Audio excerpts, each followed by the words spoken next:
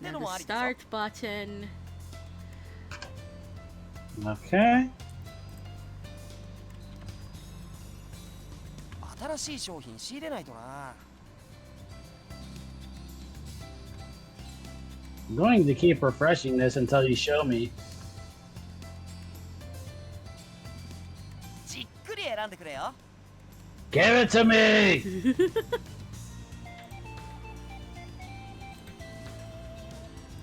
But we're now live. Yep. Oh, good. That works. 迷ったら買わない。 Yeah, she's on there. She's on there. Okay, good. I can be heard. Making absolutely sure. Okay. We can start SSL now. Yes. We're back. We're back, folks. We're dubbing shenanigans. Yeah. And this time, Midget can actually keep up. Yes, I can. Cause I pulled a smart. Yes, you did. And now, Ibuki, I'm sorry, I'm not buying anything for the shop right now. Unless there's more here. I don't think so. Oh, there is. Two! Oh, Two! the minigame skip ticket and the early completion CG ticket. I don't want either of these. What does the minigame skip ticket do? Exactly what you think it is. Okay, maybe you ought to, like, buy one of those just in case of, like, the word scramble one, maybe? Because, well, we like, I'm looking at, I'm looking at some of them. We gave Ibuki food.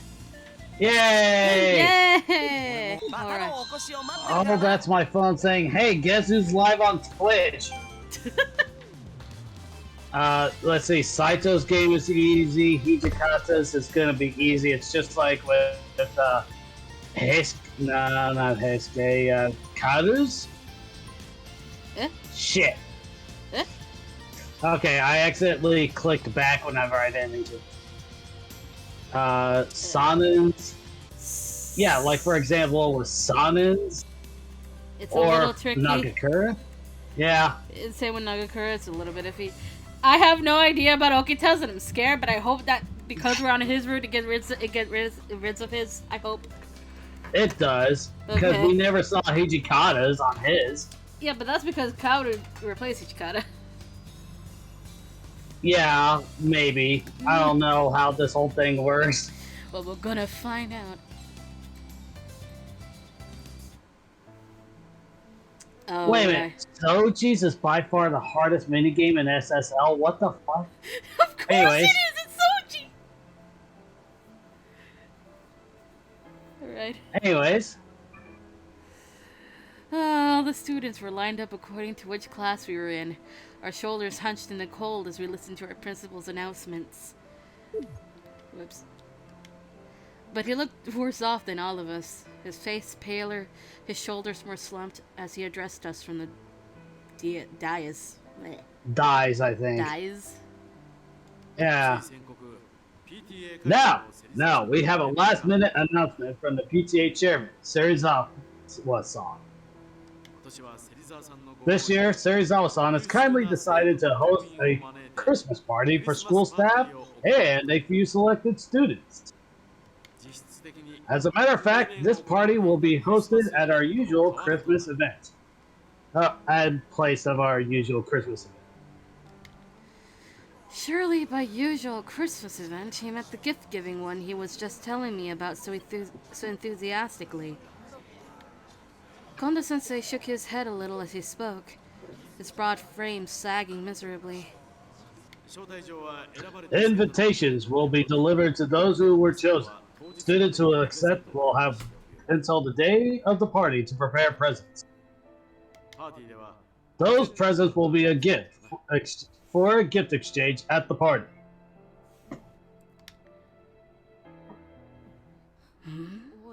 Hey, Todo. Did Serizawa-san host a party like this last year too? Nah, at least not last year, no.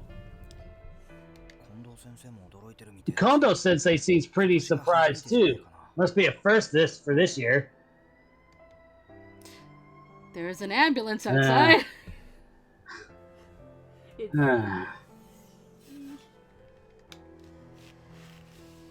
Kaoru and Heisuke's classes happened to be lined up near mine. Close enough for me to overhear their conversation, which left me puzzled. This is something we didn't get last time. Because last time we were focused on Hijikata, and now it's for Okita. Ah, right. So I think that's what makes this different. It seems that the older students were just as surprised at this unforeseen development. Students murmured to their neighbors here and there. In the midst of all this... Hey.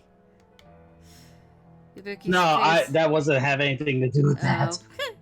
Ibuki's face had already gone pale, and it was getting whiter by the second. Ibuki, are you okay? If you're not feeling well, I could call Sanon-sensei over. You goddamn snake! Damn it! He's like we said, shenanigans. He's not even here. No, that's okay, but that guy's hosting a party with a bunch of hand-picked students. What's with that? What's he scheming? I'll say this much. He's definitely not doing it out of the goodness of his heart. No, he isn't. Nope. Now, I'm sure you all have your questions, but regardless, this is how it's going to be. Students and teachers alike who are invited should treat it as if it's a compulsory event. That is all. Dismissed.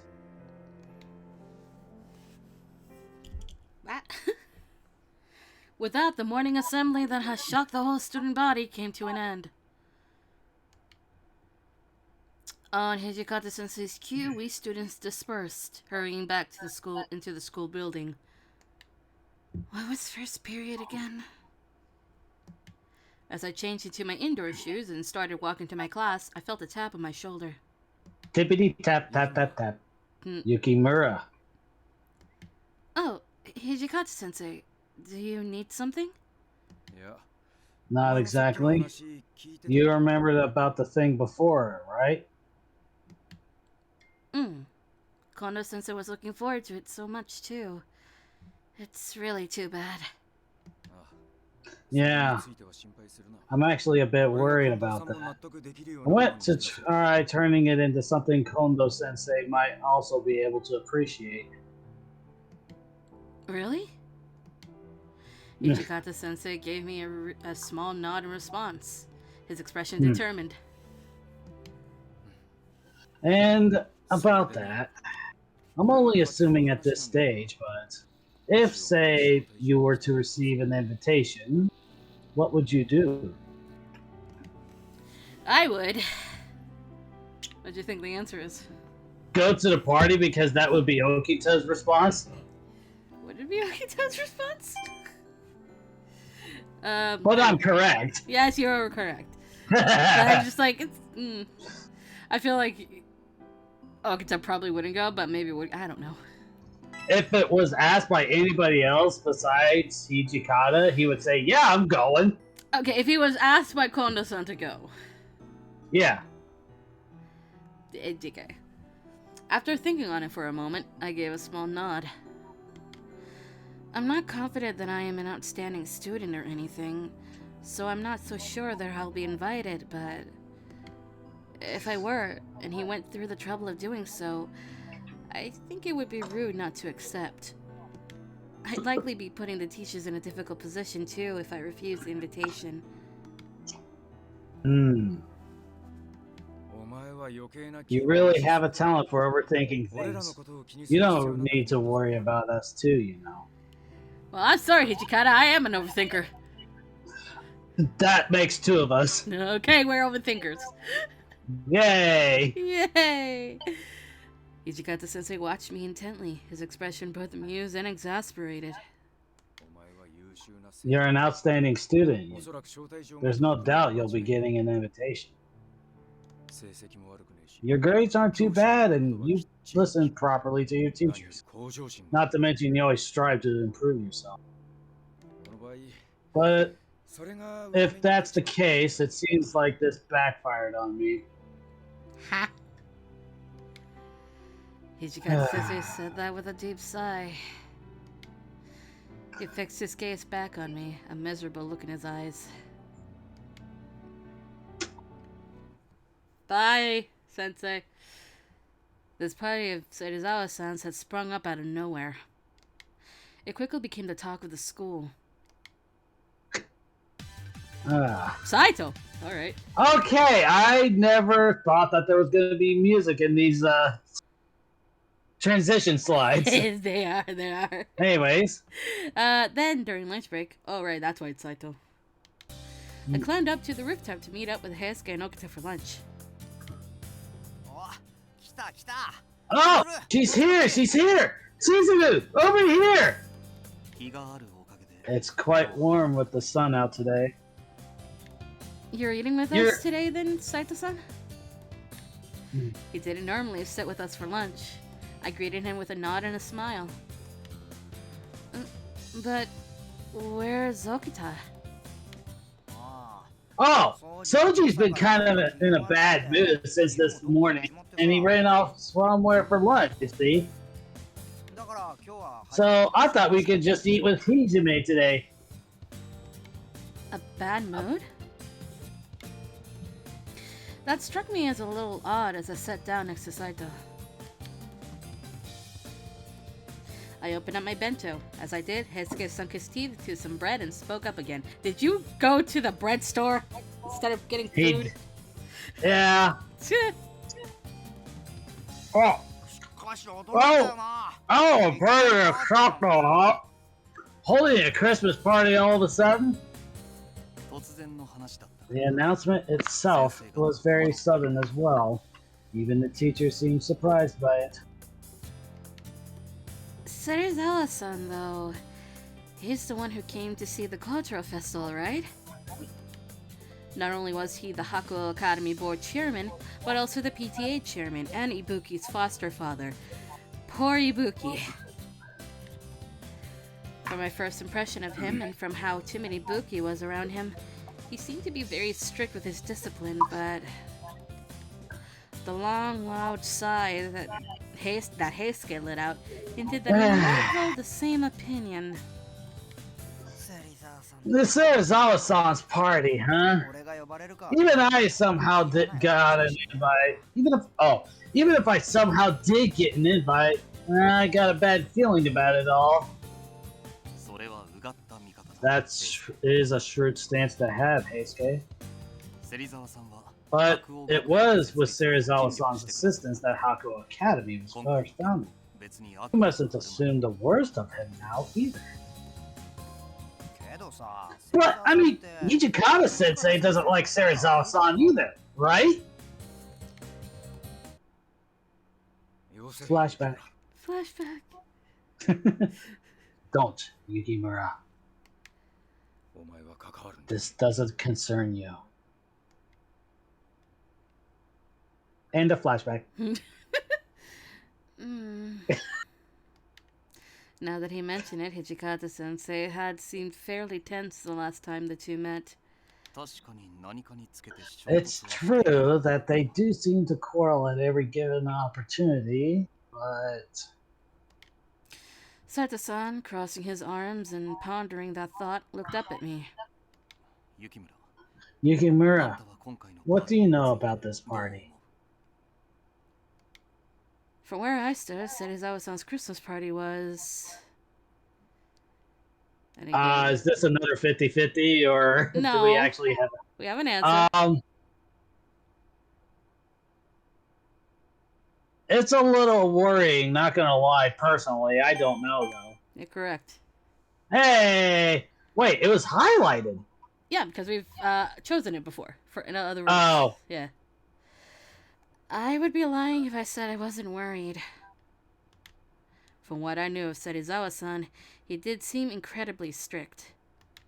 He was probably strict about etiquette as well, which made me worry what might happen if I slipped up at the party. I looked down anxiously, and Heisuke nodded in agreement with me. I do have Oblivion and Oathkeeper. I would like to stick him inside this guy and unlock his death. Right. Who knows what he would even say? That's true. I find myself wondering about various things. Like Hijikata-sensei's scowling face as he listened to the announcement. Or Kondo-sensei, who was looking forward to the gift-giving event, only to have it struck down. He would make a great Santa Claus. Yeah, I want to see that, damn it. Reddit artist, get on it. Draw Kondo as Santa Claus. There seemed to be many other people who felt conflicted about this Christmas party, too. Thinking about how this party had caused quite the disturbance, I finished eating my lunch and waited for the break to end. The day's classes had finished, and there were only a few more days left in the term. Well then, let's wrap it up here for today. Take care of yourselves on the way home. As the bell rang to dismiss us, the students abruptly stirred up a commotion all at once. Getting ready for their club activities, opening up their phones to text, making plans for the way home with their friends, probably stopping by a combini. I took my time putting my things away as I watched my classmates out of the corner of my eye. What should I do today? Maybe I'd just go straight home for today. Or maybe I should stop by the station and buy some groceries for dinner. I feel like Okita's gonna make the decision for you. Oh, wait up a moment, Yukimura. Yes? I stopped and turned back into the classroom upon hearing Harada-sensei call out to me. I have something for you. Here, take it. A single card Harada-sensei handed me was bordered in gold foil, because of course it was. She got the golden ticket. She got the golden ticket. Is this, by any chance... I'm sure you've guessed it, but this is an invitation to Serizawa-san's party. I do have my 2 cents, but it's in your hands now. Please make sure that you read it properly whenever you get home. Serizawa-san's party, huh? I muttered to myself as I left the class, looking the invitation over. Now that I think of it, I wonder who else was invited. I'd feel better if other people I know were going, too.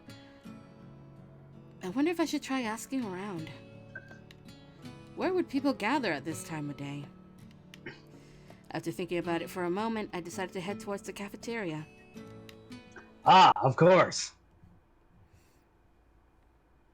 Hakuoki Academy's cafeteria was mostly used by students during lunchtime.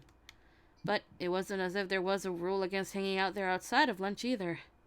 Even if someone didn't have any lunch, there were plenty of tables and chairs, so people often hung out there. In a popular after-school spot like that, I was bound to find people I knew, and I was right. Yeah, 'cause there he is. Oh, everyone's... Fuck you, Okuta. Fucking hell. God, I'm sick of hearing about this. Well, sure. We're all sick of it, but do you have any right to say that, Hijikata-san? Hijikata-sensei? I feel like Okuta would be just like Hijikata. Yeah, okay. Hijikata? Stop it, Soji. It's not as if Mitra... Stop it, Soji. It's not as if Hijikata-sensei is to blame for it.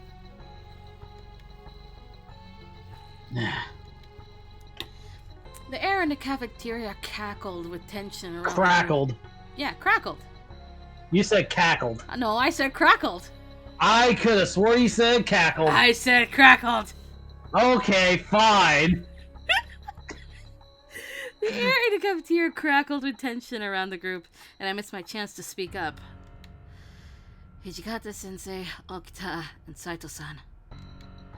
The three of them were facing off, and the topic of their conversation seemed to be the upcoming party. Come on, it's not. I couldn't do anything about it. It's not like I could tell Sarazawa-san not to host the party. It doesn't really have anything to do with me whether this guy hosts a party or bullies Ibuki. However, I'm not comfortable with the trouble he's caused Kondo-sensei by going and crushing his plans. It's true. Kondo-sensei's zeal for this Christmas was no ordinary level of excitement. He's been searching through catalogs for quite some time, putting earnest, serious consideration into the gifts he would give to a student. Well, yeah. It's all the more difficult since Sarazawa-san's plans interrupted the ones already in motion. So then why didn't you use your position to stop any of it? The party, you mean? You already failed Kondo-sensei to begin with from the moment you passed the word on to him. I mean, he's obviously accepted the news right away in that kind of situation, what with him being the soft-hearted type, right?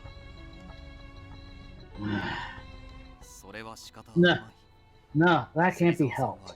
Not to mention, it's difficult for them to turn down Sarazawa since he's also the board chairman. That makes it all the more important. Isn't it something about unreasonable requests that, like these, your job, Ichikata? Okita's chair clattered as he stood up and squared up to Hijikata-sensei. Dun dun dun dun dun. Hijikata-sensei held a sour expression, while Saito-san wore a grimace.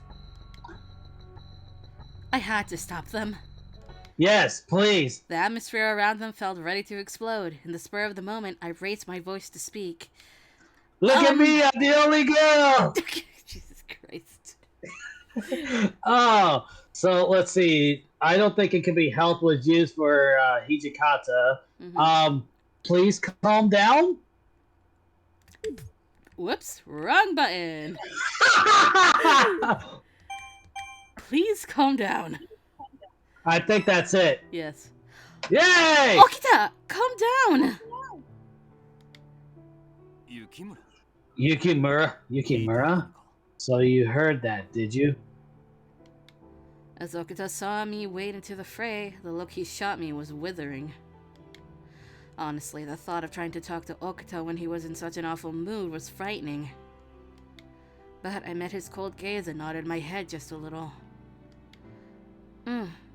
I overheard a bit of it. Then it would have been better to just leave. Why are you sticking your neck out like this? I mean, it seemed like things were escalating and the argument was going to get physical with the way things were going, so... It certainly was getting rather close, wasn't it? So, you got something you want to say? I think I understand a little of your anger, Okita. When Kondo-sensei was telling me about his plans, I also saw how excited he was for them, after all. Okita's eyebrows twitched. But I don't think it's right to take it out on Hijikata-sensei. Especially since the news came to Serizawa-san very suddenly, so...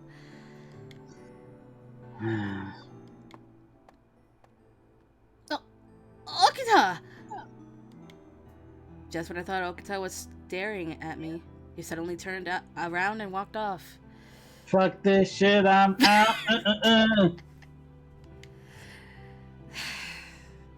Excuse me, I'm going to go talk to him. Without waiting for Hijikata-sensei or Saito-san to respond, I ran out of the cafeteria. Where are you? Closing the distance between myself and Okita's quick steps, I chased after him with all my might, making sure not to lose sight of him. Eventually, in a far corner of the school, Okita stopped in a room and entered the infirmary. Huh? Oh. Where is he? Where is he? Where is he? Where is he? There he is. Goddamn snake!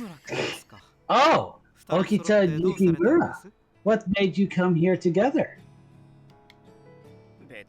Nothing really. This kid just decided to follow me on her own. Anyway, Sanan Sensei, give me some tea. I'd like some. Yes, that's quite alright, but... Sensing Okita's foul mood, Sanan Sensei glanced at me. Just now, he was talking about the party with Hijikata Sensei. Ah! Speaking of which, Okita is on the guest list as well. So he was going to the party after all. So he was going to the party after all. Nodding, I told Sana Sensei about everything that had happened up until now. About Kondo Sensei's gift-giving ceremony and Serizawa-san's party. And then the resulting fight between Hijikata Sensei and Okita.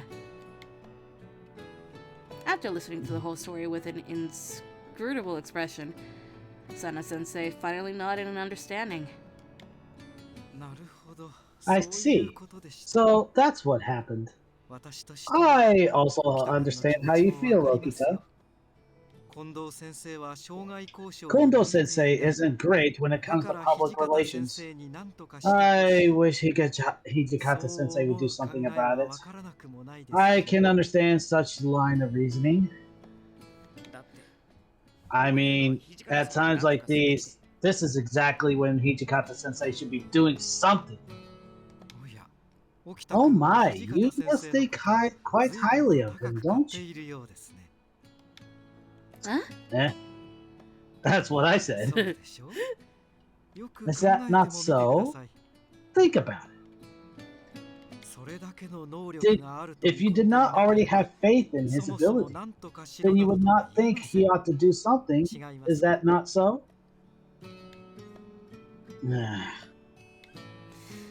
Though I agreed, by contrast, Okita's mood worsened with every word Sanan Sensei said. Of course it did. And to think in another life you two were actually like brothers. And yeah, you might be right about TRG. Yeah, it's broken, isn't it? Okay, anyways. Sanan Sensei smiled slightly and changed tacks. Oh no. Also, we mustn't forget that Hijikata Sensei has to be reckoning with all sorts of complications right now. He has to protect both the Academy and Kondo Sensei at all costs, I should think. Those invitations appear to be entirely of good faith. Moreover, as the board chairman, Serizawa-san has supported Hakuo Academy in many ways.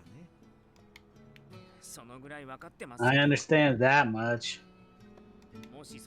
If I were to make any complaints about him, that only offend people and create problems for Kondo's.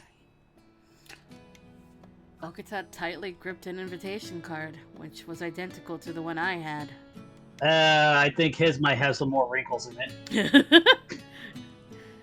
Seeing the crumpled invitation in his hand, Sanan Sensei smiled wryly. Well, really the main reason I was so opposed to it is because of how it crushed Kondo's gift-giving plan. But there was another reason I didn't want to go. Another reason? Hi, during the party there's going to be a gift exchange. What do you think about that, Chizuru? Okita's searching look, I replied. That's a good question. Feel like I'm not sure because it seems interesting, seems more, Sanan. It seems interesting. Oh well, the streak had to end. I guess... I think that it sounds like fun. Ha! Ha! What's with that exasperated sigh? I mean, not knowing whose present you'll get it's almost like playing with what? It's almost like playing with a Jack in the Box. Which seems like a lot of fun. My You know, brain.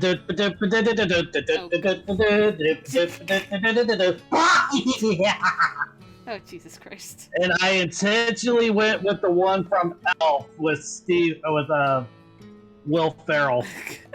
Oh my god. So, So in other words, you don't care who you get a present from, huh? Mumbling, Okita looked away and turned on his heel. You bitch. So you...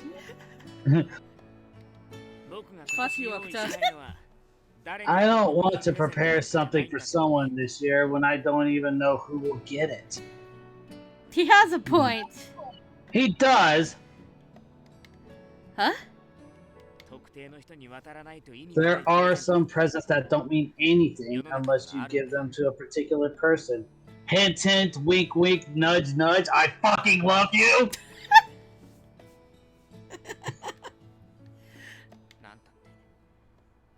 I mean, it is Christmas after all.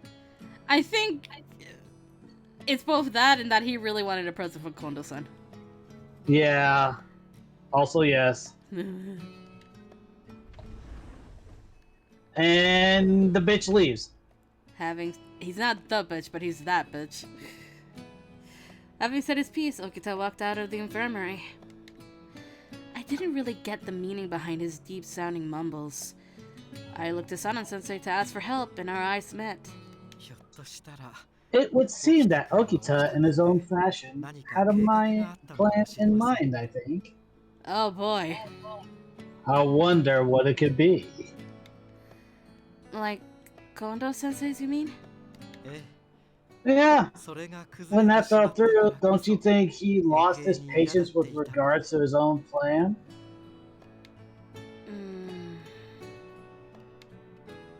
If that really was the case, then what kind of plan did Okita have in mind exactly? The chaotic kind.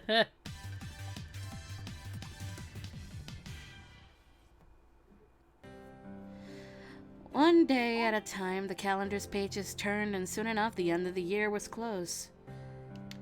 It was the night before the last big event before we would welcome in the new year, the Christmas party. And all throughout the country. As I lay about on my bed, I looked over at the present I had prepared for the next day. I wonder if whoever gets this will like it. Jesus, what is it? We'll never know. I'm gonna guess stationery. Stationery is always a good gift to get. I'm looking forward to tomorrow, but I guess I'm still a bit worried too. Who in the world would get my present? I wondered whether the party at Serizawa-san's would really go off without a hitch. I rolled about on my bed, torn between excitement and worry. Suddenly my phone beeped with an email notification. From Ibuki. Help.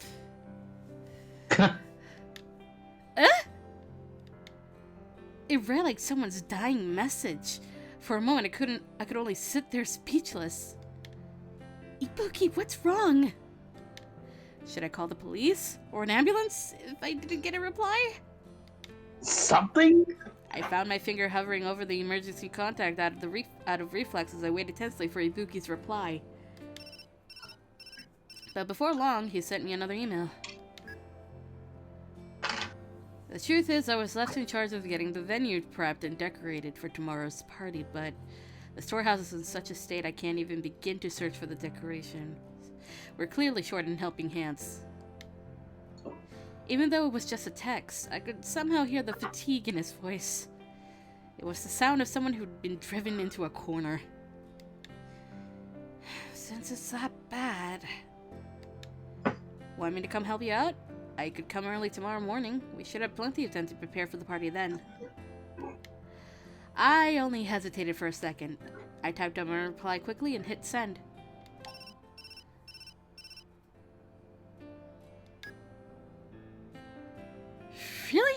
If you really mean it, then yes, please. I'm so scared. After we'd finished our back and forth, I sighed deeply. If I'm going to help him out for early tomorrow, I better get to sleep early too. But even if I'm there, I'm not sure if it'll be enough. Will I really be much help with so much decorating left to do? I mean, Okita's gonna be there. It might be best to have at least another pair of helping hands. Right, like Okita. Looking through my phone's address book, I started to feel sleepy. And dead. Eventually, I gave into it and flopped back into my bed. I really hope tomorrow's party will go smoothly.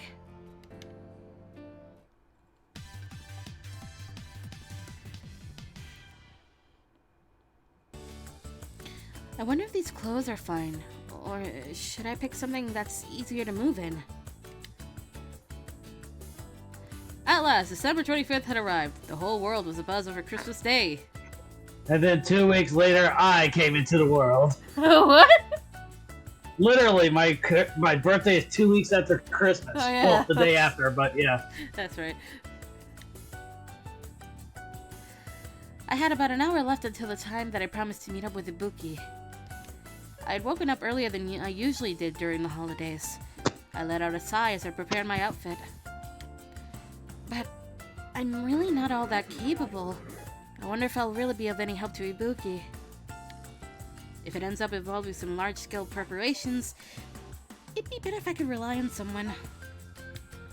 But was there anyone who'd be willing to help out at the last minute, just like that? Fuck you, Okita. As I thought about what to do, I flipped my phone open, and my eyes just so happened to catch onto Okita's name. Yeah. Okita generally refused to do most things, so I thought that he probably wouldn't help. Alas, just in case. I opened the messaging app on my phone. Ibuki's having a really hard time. I wanted to have a fun time we can look back on fondly at the Christmas party, so I was thinking of going and helping him out. I was hoping you could lend us a hand too, Okita? That was fast. I sent him an email conveying some sentiments like those, and then the reply I got was... Oh god, what does he reply with before I press the button? Sure.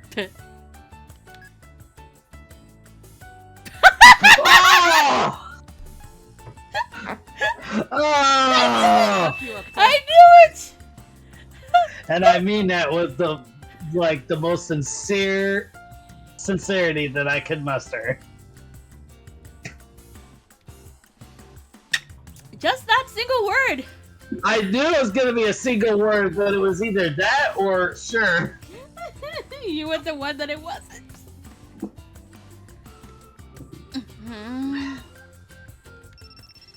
Ah! While I was sitting there at a loss for words, I almost immediately received a phone call. Hello! Hello, this is Yukimura. Is this Okita? Yep. Morning, Chizuru. Why are you calling me after sending me a text message that said no? Ohio? About that message just now. Oh, the one about helping Ibuki? I thought it'd be hard for just me and Ibuki to get it done, so I was hoping you'd help.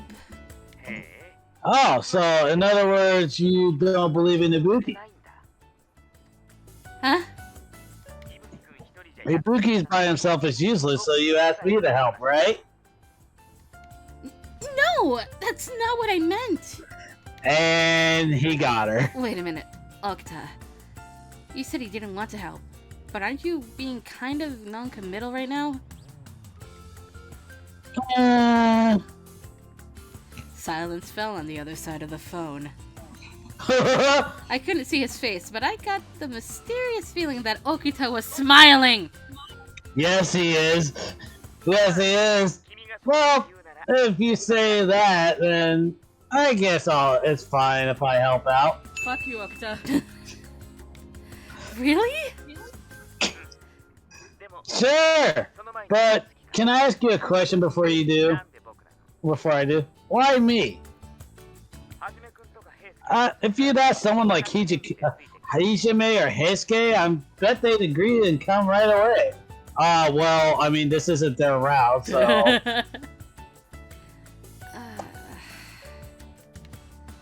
If I was being honest, I asked him because my eyes just happened to land on his name. It's usually what happens when I look at names for characters. The first one I see, I'm like, yep! But for some reason, I didn't want him to feel like I hadn't put any thought into contacting him. I was worried about you, Okita. You didn't look like you were very enthusiastic about the party. If you noticed that, then I think that's even more reason for you not to call on me. Oh my god. He is just grinning from ear to ear right now. Yep! But setting up a party is fun in its own way, right? So that's why I thought that if you helped out with the preparations as well, you'd be able to have even more fun together with everyone. With everyone, huh? I'm not satisfied. But I'll give you a passing grade, I guess. Please Oh press the button! Fuck you, Okita. Thank you! You mean...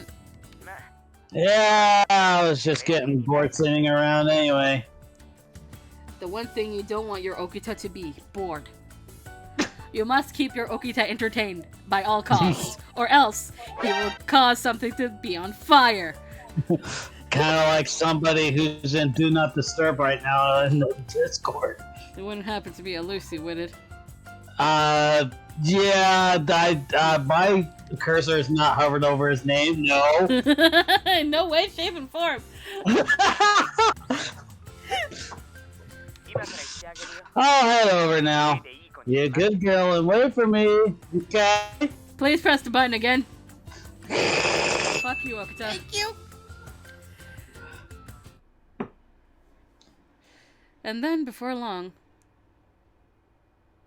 The fuck is that noise? Not another ambulance. Nah, not an ambulance. I admit that was the inner redneck talking. But I am from the south. And then, before long, he came to pick me up, and we headed off towards Serizawa-san's house together. Whee! Which was a literal mansion. There's koi what fish. else would it be? Look, the koi fish. Ah! Koi fish! Alright, back to this. Yeah. The entrance was vast, and it looked like my house could fit within the property grounds many times over. I was at a loss for words. Wait a minute. This seems like the kind of mansion that would have a koi in the garden and a Doberman running around free as a guard dog. Oh my god. Outfit time! I approve. That actually looks really good. I like it. Yeah. I want to touch the floofy bit. It looks very floofy. I need to touch it. If that's true, it'd be scary, so please stop it.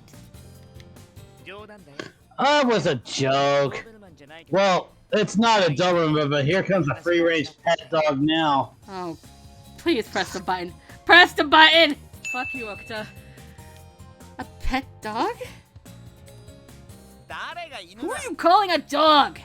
I knew it. Yep. Fuck you, Okita. Oh, hi, Luki.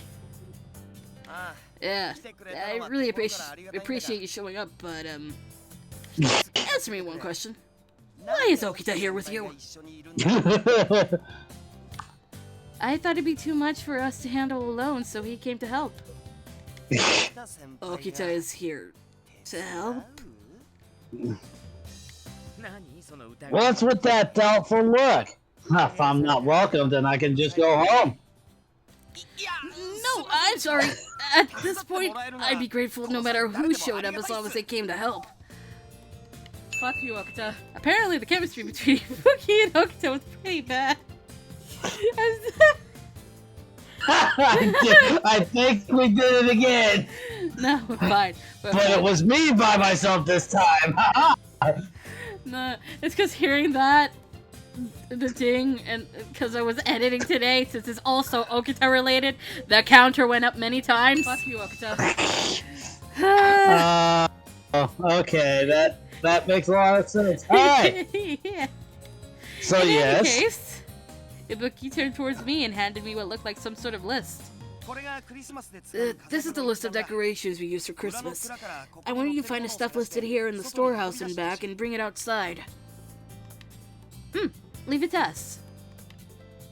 As per Ibuki's instructions, the two of us travel to the storehouse behind the house. Save. Yes. It's not a hard minigame, but save.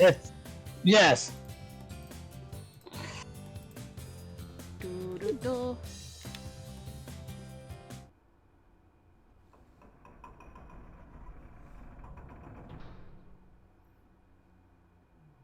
The door made a rusty screech when we pried it open. When we peered inside, Okita's face screwed up in a grimace. This is incredible. What's incredible? You'll understand when you step inside. Well then, you ready? I gulped loudly and nodded. With a flashlight in hand, I set foot inside the storehouse. Start minigame? Oh no, you don't need... No, because it's just to look for the shit. Let's see.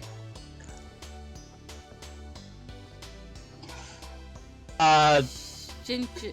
No, it's this one. Sheepy. And then... Yep, and over on the opposite shelf, there's one more. The moose. Yes, the moose right there. Woo!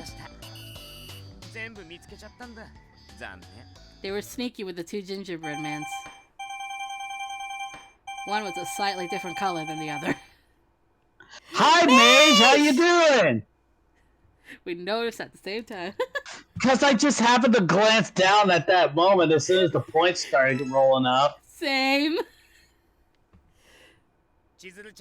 Chizuru, how we doing? I found the box with the wreath in it. After that should be the string lights. Ooh. Oh, well, I hope you did good. Yeah. Working together with Okita, I was able to find the decorations one after another and carry them outside of the storehouse. It's Christmas in July. Oh, that's your line. Oh yeah, it is. There's only a little more to go. Can we not have an accident again? Please. Chizuru, you are banned from using a ladder. Yeah. You're right. At this pace, we might be able to finish in another 30 minutes. Let's push through and finish it in one go then. With renewed determination, I once again stood in the entryway of the pitch-black storehouse. Why is there no lighting in this storehouse? That's a safety hazard. Sarazawa sounds just like, I have my reasons. Oh no, you ran out of money in Splatoon? Oh no! Well, it looks like it's time to grind again. Yeah, it looks like it. Salmon run it. Always salmon run it. You get so much more money. And then I suddenly remembered something and turned back around to face Okita. Hello! That reminds me, Okita. I'm grateful that you've been occasionally shining the flashlight in my direction, but... could you shine the light a little closer to my hands, if possible? I feel like you've been aiming it a little weirdly. Who, me? Nah. Fuck you, Okita. Don't wanna. Fuck you, Okita. You don't want to, huh? Wait, why? With the way you were positioning the flashlight, you were only shining light on my face. What's with that grin? What's with that grin? Fuck you, Okita. came to a sudden realization. Okita wore a sinister grin as he examined my face. Oh no! Fuck you, Okita. Ah. Oh. That seems good to do. Yeah. You were shining the light in my face on purpose? Yeah. Why would he do such a thing? While I wondered about his mysterious actions. We're gonna hit the button. Fuck you, Okita. I suddenly felt Okita gently touch my cheek with his hand. What are you... You're pretty dirty because of the dust. Here, I'll wipe it off of you, so don't move. Okita took a handkerchief and stared at me intently as he began to carefully wipe my face. It felt really ticklish. I have that happen when people touch my feet. There was no way I could remain calm like this. I don't really care about Serizawa-san's party, and decorating isn't all that fun either, but it's not so bad if I get to see your face. Fuck you, Okita. What? He suddenly smiled while pulling his hand away, and then headed off into the storehouse. Come on, Chizu! While the day's young, you want to finish things in one go, right? Fuck you, meanwhile, Okita stands there staring at him. What did he mean just now? I went into the dim storehouse again, sensing that I wouldn't be able to concentrate so much after this. Da da da. Da da da. It's Christmas.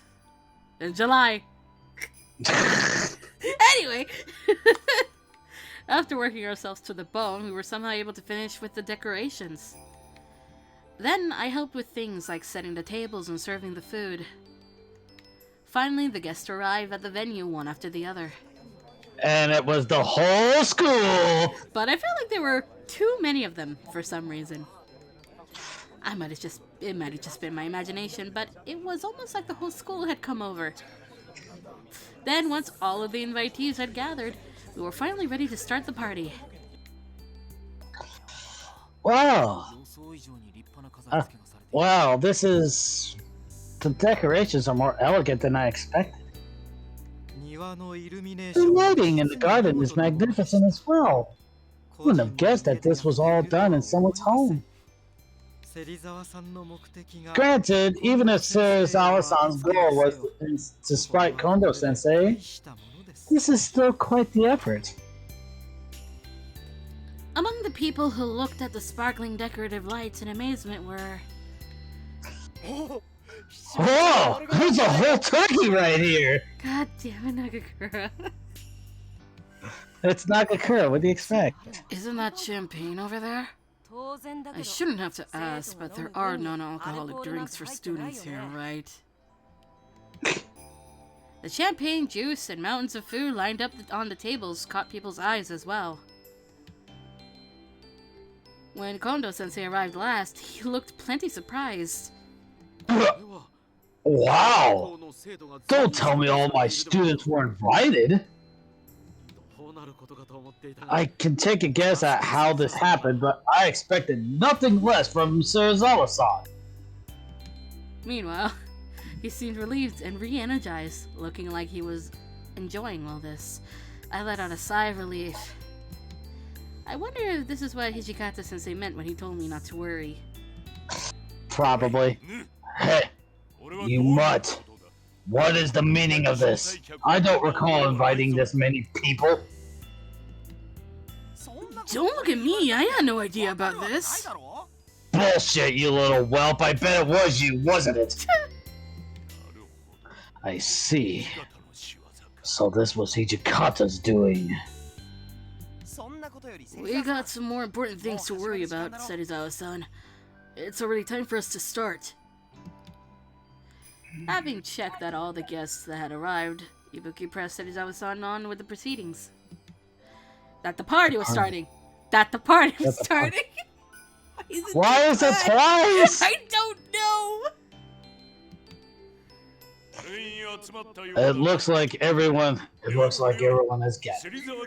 With this part, this year's Christmas party, sponsored by the Serizawa household, has begun. Oh boy. It looked like the ball had gotten rolling a bit. Literally, there's a disco ball on the roof. Okay, ceiling. Everyone looked at Serizawa-san a little meekly at first, but soon the appetizing food lessened the tension, and after one person made a move towards it, I'm gonna guess it was Nagakura, the floodgates opened and everyone moved about freely. Oh, it was absolutely Nagakura. Before I knew it, the venue looked like a buffet party. Yay! Serizawa-san didn't say anything either, maybe since he wanted it to be a free and easy gathering. Laughter echoed from everywhere within the grounds, and groups of people who you wouldn't normally see together were exchanging words. With everything that was going on, I decided to... Any guesses? Probably stand quietly. You are right. Hey! Everyone looked like they were having fun in their own groups, and I didn't want to interrupt them. I approached the edge of the room away from everyone who looked like they were enjoying themselves and watched them from afar. At that moment... Seeing the only girl in the party being such a wallflower. Sanan. You goddamn snake! It makes one wonder what everyone else in the party is doing. Please, this way, Yukimura. Sanan Sensei smiled while inviting me over with a hand on my back. Sanan Sensei? I found myself turning red. Two people near us noticed and rushed over, looking ready to chew us out. Who would that be? Two people. Good question. Good question. One guess, Kaoru. Kaoru, yeah. The other guess. Your husband. I never agreed to this marriage.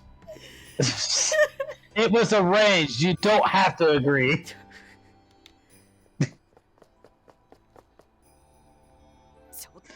Oh, looks like... Oh, I was right about one of them. Yeah. Hold it right there. You think it's acceptable for a teacher to make a pass at a student?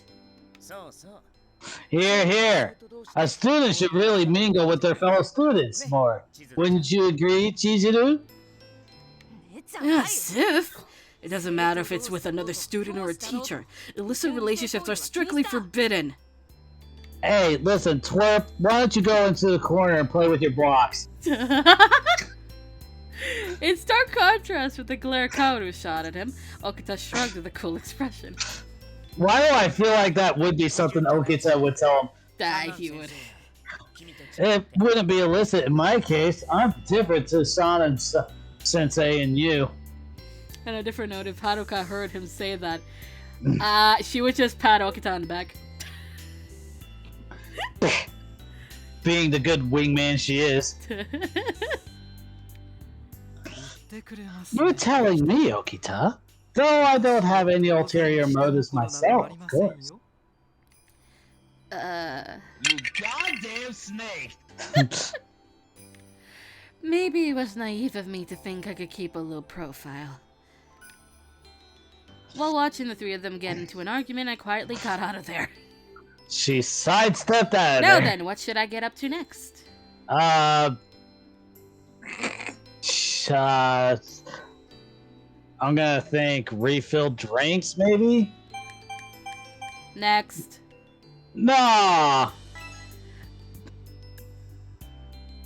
Look around the mansion, perhaps? Wrap things up. Okay. Let's... Sipping from my near-empty glass, I took a breath and glanced at the time. A lot of time had passed since the start of the party. My worry that something might happen seemed to be an unfounded one. A smile escaped me as I watched everyone have fun. And now, to the gift exchange. I looked around the room and let out a sigh of relief as the party carried on. With food settling nicely in everyone's stomachs, people started taking out the presents they got for the gift exchange one by one. Ones that could fit in the palm of your hand, others that you'd basically have to hug to carry, ones that gave metallic clangs, others that looked soft. Ones that were left in the garden and didn't even make it inside the room in the first place. How the fuck did someone get that here?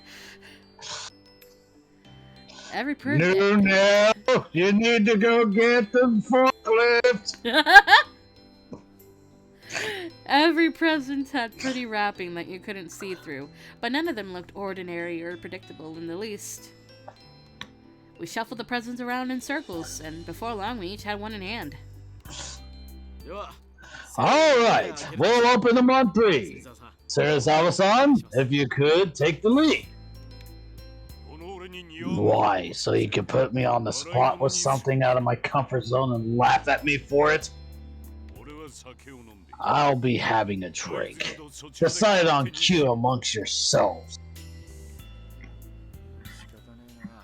Guess so we got no choice. Alright then. Yukimura, you'll lead us. Me? That'll be nice. You did help prepare the place. It follows that you should do the honors. It's only a shout you have to do. No need to overthink it. Have you met us? Also, You goddamn snake! I understand. come on, Santa, I'm begging you here. Which present I got my eye on? I'm okay with it just being from anybody. Just let it be food, please. When will it ever be food? Alright then. 1, 2, 3.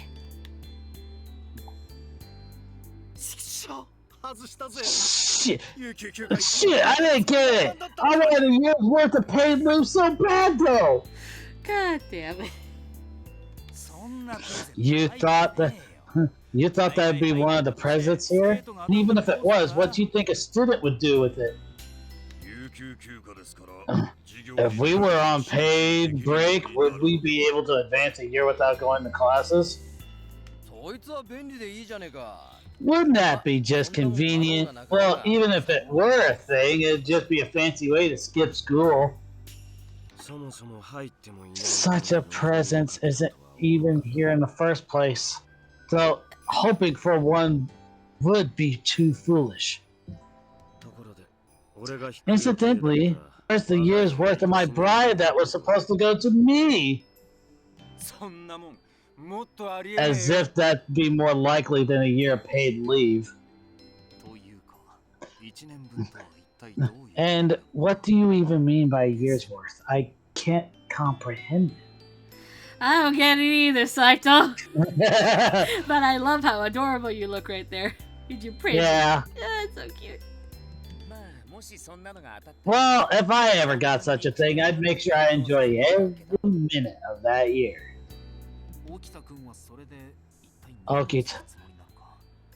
Okita, what in the world would you do with that? Well, we might actually have a problem depending on your answer. God, this is really helping the number of idiots here. Talk about a year's worth all you like. Don't you know a little sister belongs to her older brother? Okay, you and Camilla would get along well. Yes. First of all, I'd like it if you didn't decide things on your own while ignoring what I want. A cute phone strap, a book token, an assortment of goods, a soft toy. That jewelry that Hijikata gave you. In a different timeline, there were many presents, but I was hoping that who got what would stay secret, so the sender could have be saved from any potential embarrassment.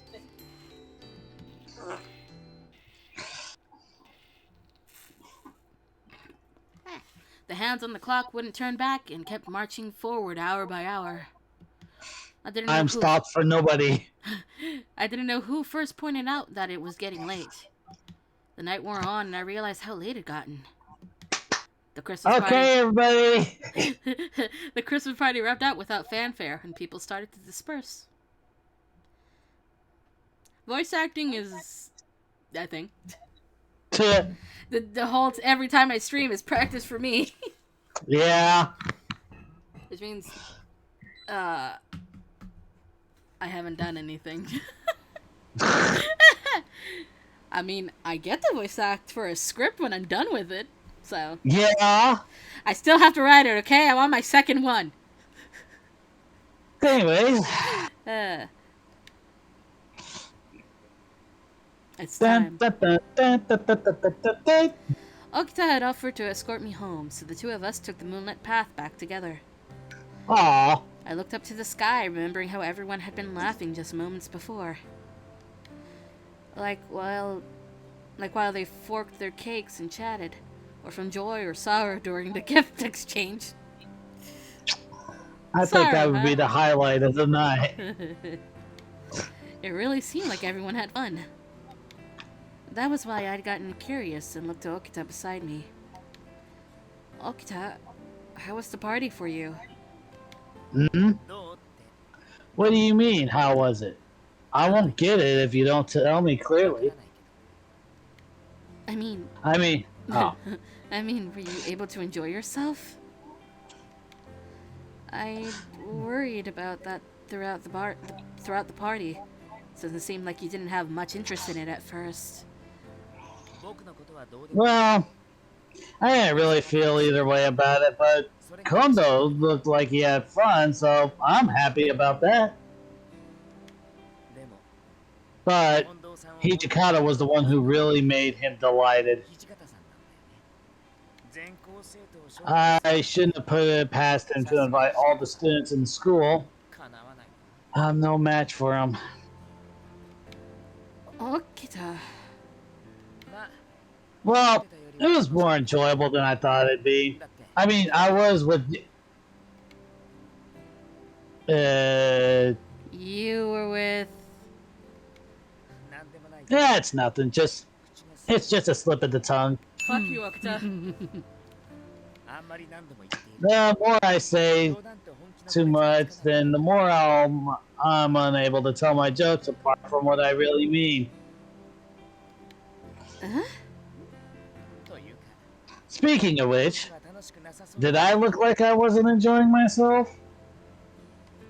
Okita gave a small, fond smile at the curious face I made. Compared to the face he made when he'd first heard about the party, it looked infinitely gentler. You look like you had fun. Yeah, it was great fun. It is now, too. As his eyes crinkled with a smile, Okita looked like he just remembered something, and pointed at a road that diverged from the one we were on. Oh, that reminds me. I want to take a little detour. Is that okay with you? That's fine, but where does it lead to? Finding out is the fun part. Come on, stick close to me so you don't get lost. Fuck you, Okita. Mostly because of that first part, it's like, finding out is the fun part. We broke off from the path that led to my house and headed down the main street leading towards the station. My house! I looked around every which way, wondering where we were, and Okita looked dissatisfied, his brows scrunched together. Chizuru, sorry, but could you close your eyes for just a second? What the fuck are you up to, sir? You don't have to worry, I'll make sure to hold your hand.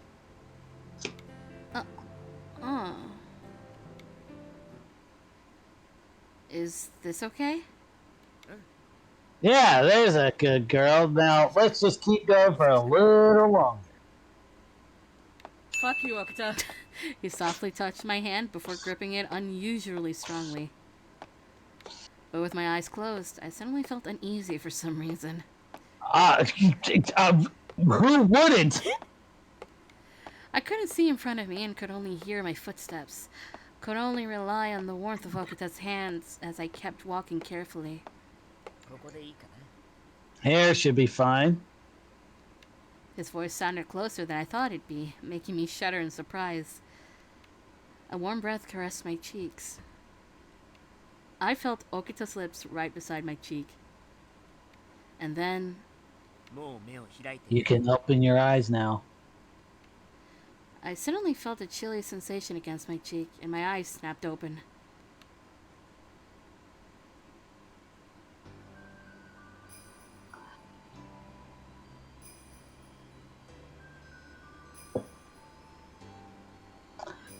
Okay, yeah, that's definite. Yeah. Eh? Huh? We're looking at it. Yes. We're looking Yes. at it. Yes. I drink my water. Oh, yes.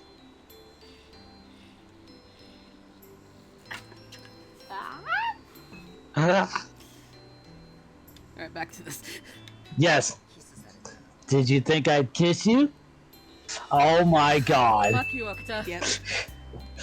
Okita smiled mischievously, the light dyeing his face with various colors. The lights were almost twinkling like stars in all kinds of colors and sizes. They were so bright that my eyes couldn't get used to them.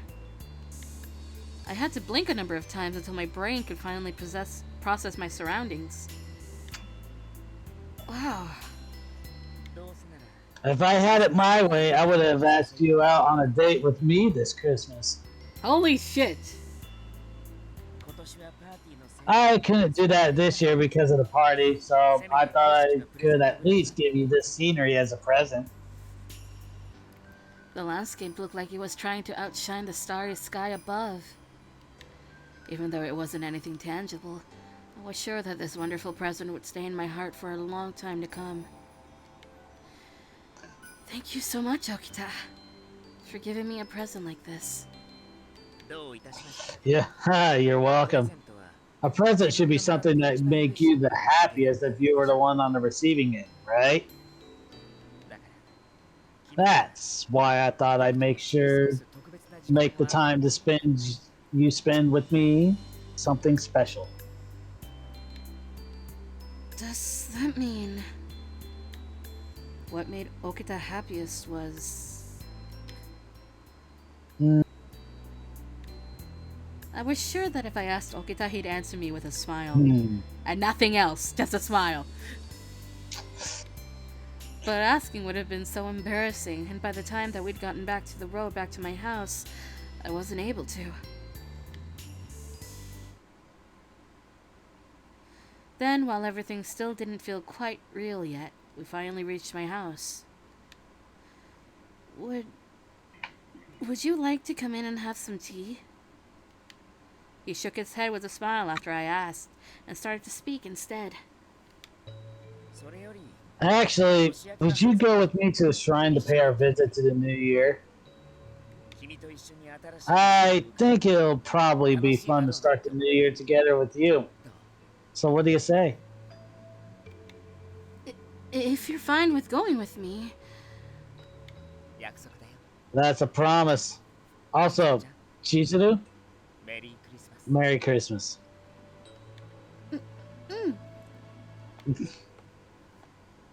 I feel like Okita made my heart skip a beat so many times today.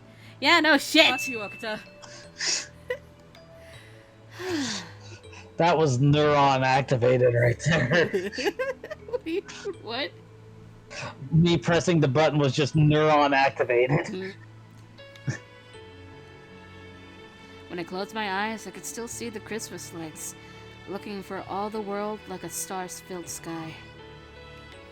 I knew the present Okita gave me this year would remain in my heart from now on. I thought that to myself. After arriving home from the Christmas party, I turned on the heater in my chilly room. That's a phone! Who is it? It's Okita. I Okita! expect nothing else. Let me find him. Nice weather, I guess. Da da da da da da da da. Where is it?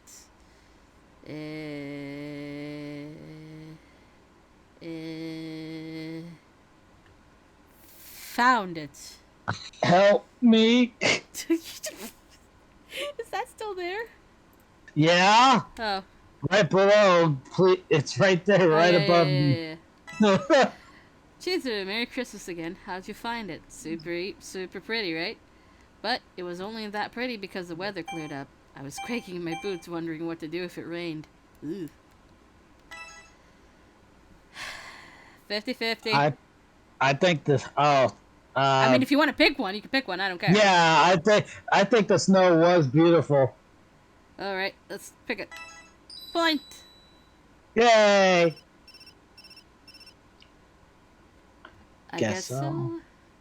Today was warm, but at this time of year, it should be snowing instead of raining. It's strange.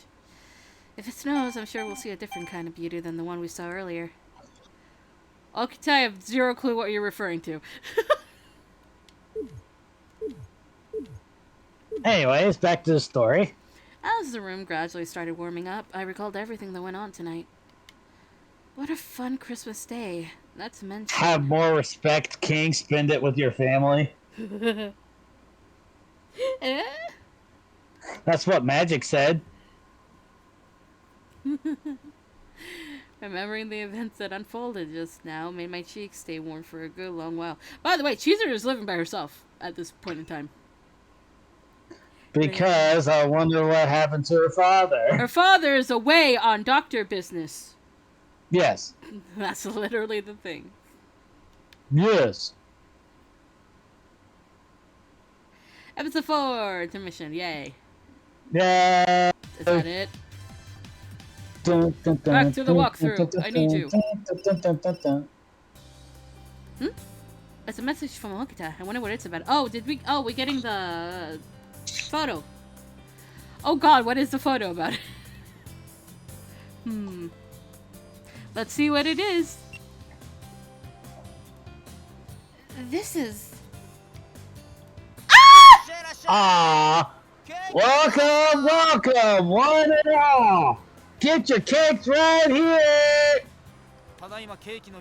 We are currently accepting reservations for cakes. Please help yourself to some this Christmas. Ha! We're not selling a thing here. Yamazaki, let's rest up and take 5.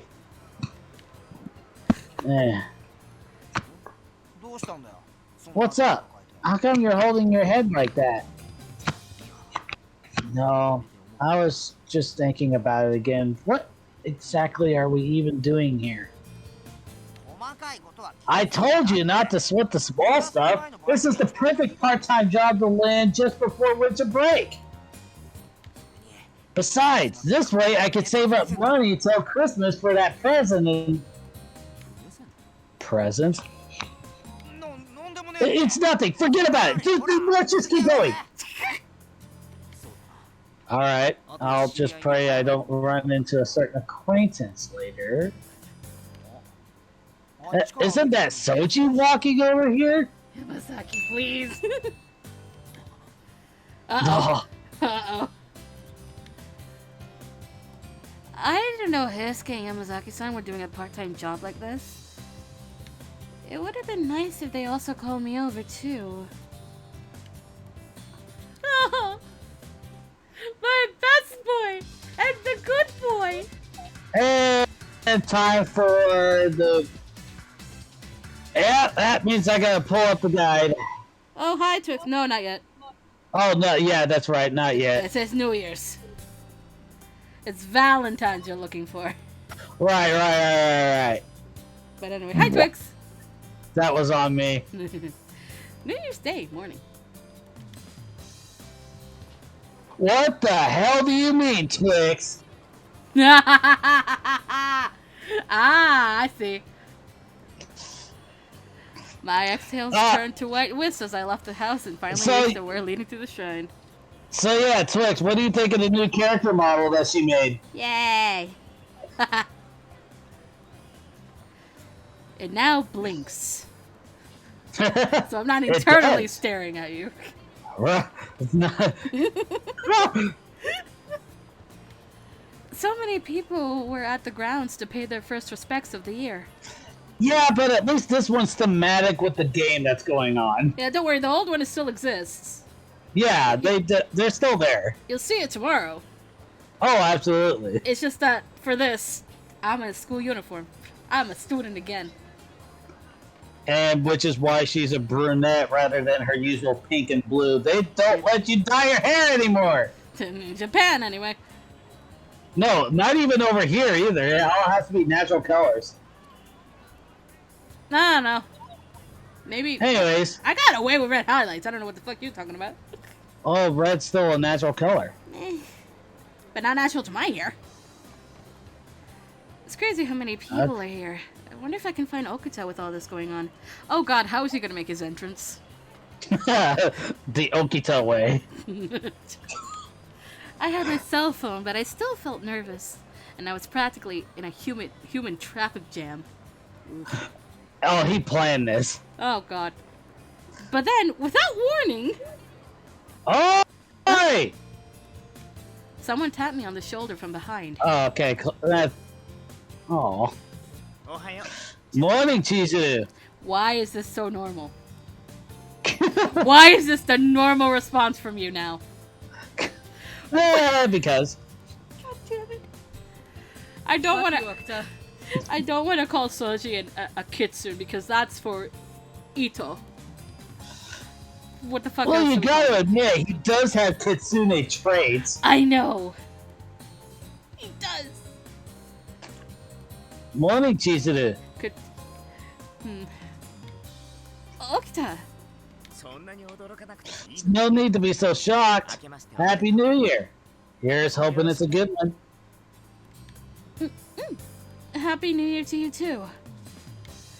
But still, I didn't think I'd get to see you this soon, so you caught me by surprise. Okita gave me a funny smile when he heard my grumbling. Fuck you, Okita. It was unexpected for me too, you know. I just got into the shrine to look for you, and I spotted you pretty soon. Just like that. In a human traffic jam? Well, you probably are actually very taller than Chizuru. Yeah. Maybe it was fate that brought us together? Fuck you, Okita. If I'm remembering, I don't remember what his height is, but I want to say 5'7"? And Chizuru is 5'2"? Yeah, I think... Or I'm remembering the height that people think the actual Okita was. But he's still tall. What? I... goggled? Googled? 178 centimeters.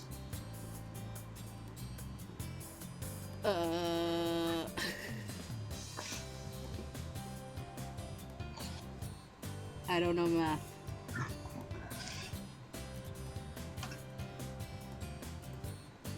$178.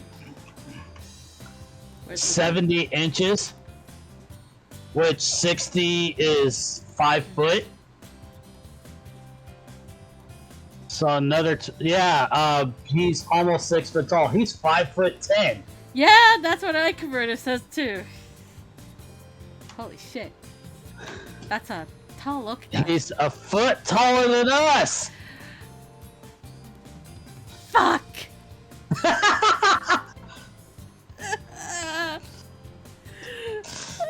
He just gave off the usual smile.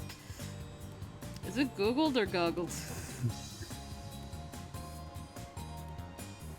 Goggled, I guess. It's Googles with 2 O's. I goggled at Okita's face in surprise, but he just gave me his usual smile. Mm-hmm. No matter how hard I stared at his face, I couldn't even begin to imagine what he was thinking.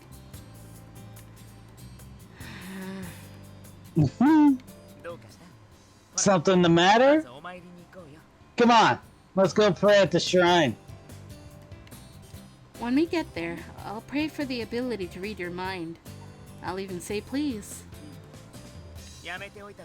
You should quit while you're ahead. It'd be boring if you knew everything, wouldn't it? Fuck you, Okuta. He easily brushed off my relatively serious prayer with a laugh as we headed towards the shrine altar. Yeah, I'm still justified by it, but again. Fuck you, Okuta. We finished offering our prayers without fuss before we walked around the courtyard. Okuta peered in my face, looking amused as he asked me a question.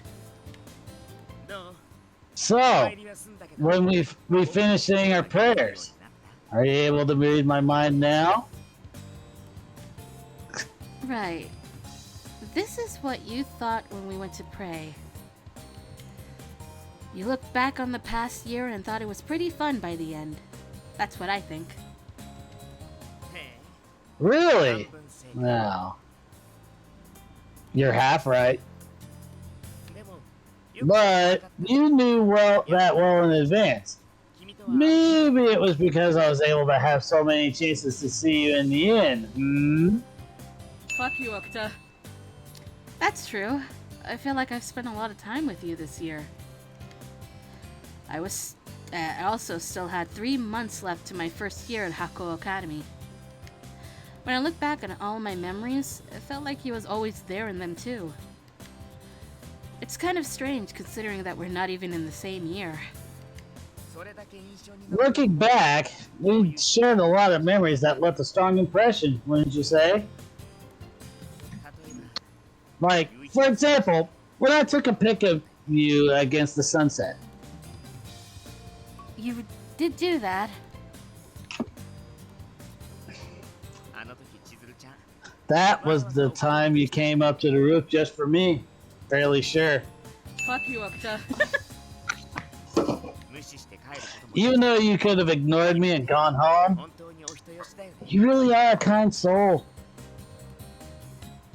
You know full well that you waved at me from the roof. Did I? Well, does it mean that you wouldn't have been able to ignore me if I called it for you? Fuck you, Okuta. No comment.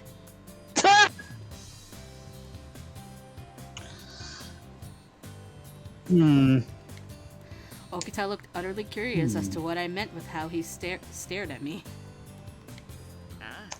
Oh yeah! Seeing as how we're here for New Year's, how's about we take a photo for this occasion? He pulled out his smartphone, quick as a whip. Oh, Chizuru, your eyes are half closed again. Take it again, please! That's fine, but I'm not about to delete this one. Oh my god! Fuck you, Okuta. The fact that you were a little careless and is in a moment is an important part of the memories we made on our first shrine visit of the year, you know? Honestly. I feel her pain. After my insistent and serious request, I got him to delete the image. How Or sure so you are we think. about that? I feel like he uploaded it to the cloud. But the condition was that I had to take another commemorative photo with him. Hey, Chizuru, you remember when we all went to the pool? Of course. That was the most memorable part of the summer holidays for me. It was unforgettable. Though I would have never imagined that even the teachers would come too. It might have been even more fun if Kondo sensei had also been there. That would have been... my god. That would have been something to see. Yeah. Okuta was close with him. I was sure he would have been happy if he had come. But no, he had to play his shenanigans cards. I hummed a little while thinking about it, but Okuta gave me an awkward smile. Yeah, I did consider inviting him, but I couldn't spring an invitation on him out of nowhere without feeling bad about it in the end. But you could with everybody else! Fuck you, Okuta. What? I thought that Kono-sensei would have been happy if Okuta had invited him, though. I mean, he is a school principal. It stands to reason they'd be too busy to hang out during the break and all. And Okay, surely not the what about the teachers. teachers? I would understand if he only sent it to Hijikata, but he sent it to everybody else. Good job. As I was about to speak, Okita cut me off with a shake of his head. Well, at any rate, everyone was able to make a lot of noise and have a lot of fun. I don't know if Kazuma and Kaoru had fun. They were kind of fighting the entire time. The funniest part about it was when I was alone with you, though. You mean, when you say alone with me? Yeah, it was. Yeah, you were so seriously embarrassed. It was funny to see. You were so innocent. I can't say I don't like that. Jesus fuck. Fuck you, Okita. That doesn't feel like a compliment. But is it though? Honestly, I didn't think you'd give in and drink that juice I ordered so easily.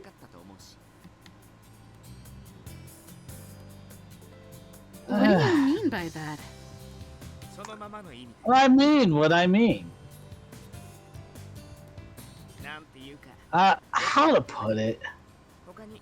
I thought, what would happen if I ordered you something you might find kind of awkward, you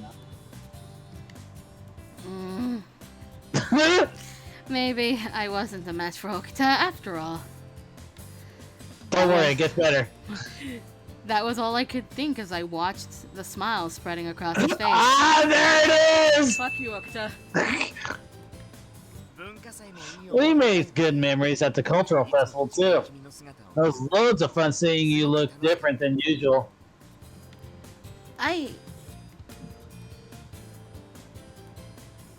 When I looked back on the culture festival, recalling the exhaustion I felt then, made me sigh without meaning to.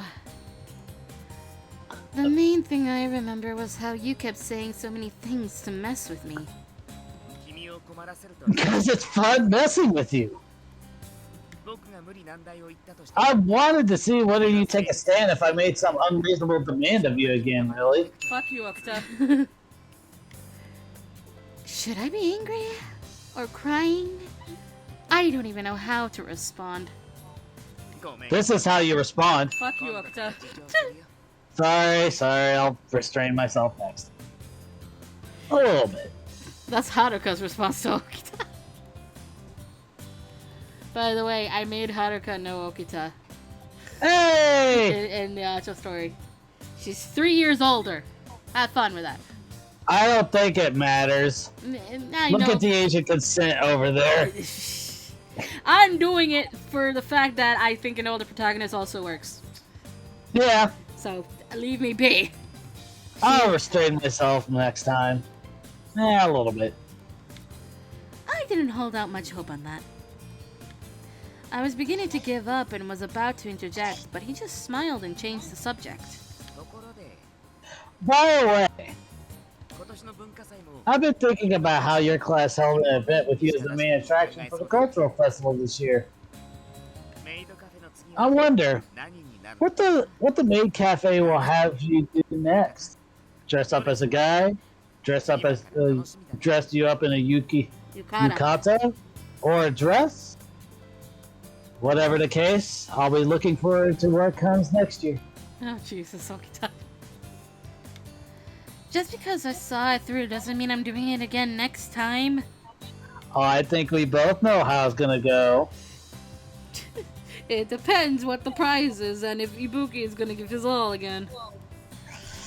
Then Okita started speaking. More soberly than I expected him to.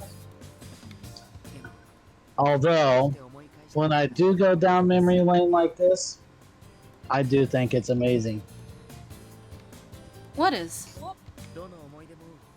Well, in every one of my memories, even in the ordinary ones, the normal everyday ones, I nearly forget about. I notice how fun you made things just by being there. If I think about it that way, I can't help but think if if there's might just be something special about you. Other than the fact that she's the only girl in school. I mean, I don't know about special. I shook my head at Okita's mutter. But I'm glad I made plans with you on Christmas to come to the shrine today. Because I'm sure if I hadn't asked you, then, well, you'd probably come with someone else. That wouldn't have happened. I wanted to respond to his feelings by saying I had fun as well. Though it was a little embarrassing, boldly, I dared to say how I really felt anyway. I mean, I thought about how nice it'd be if I could come to the shrine with you.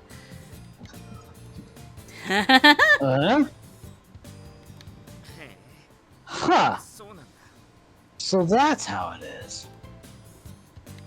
I wondered if my words took him by surprise from how bashful he seemed. I felt happy being able to see such a noble expression on his face. Yeah, because we don't often see him blush like that. Yes! The fact that he'd never shown that to anyone else made me feel kind of giddy, too. I felt a bit self-conscious, so I changed the subject.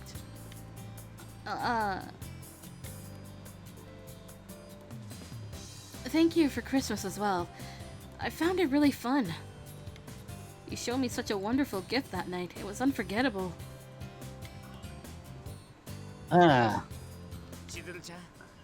Chizuru, at the time I wasn't able to say.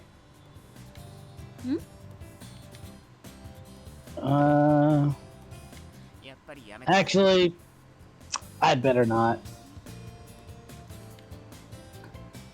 Fuck you, Okta. You can't just stop mid-sentence like that. Now you've got me curious. Please tell me. Oh boy. Nuh-uh. You wouldn't believe me if I did. Yeah. No way. Fuck you, Okta.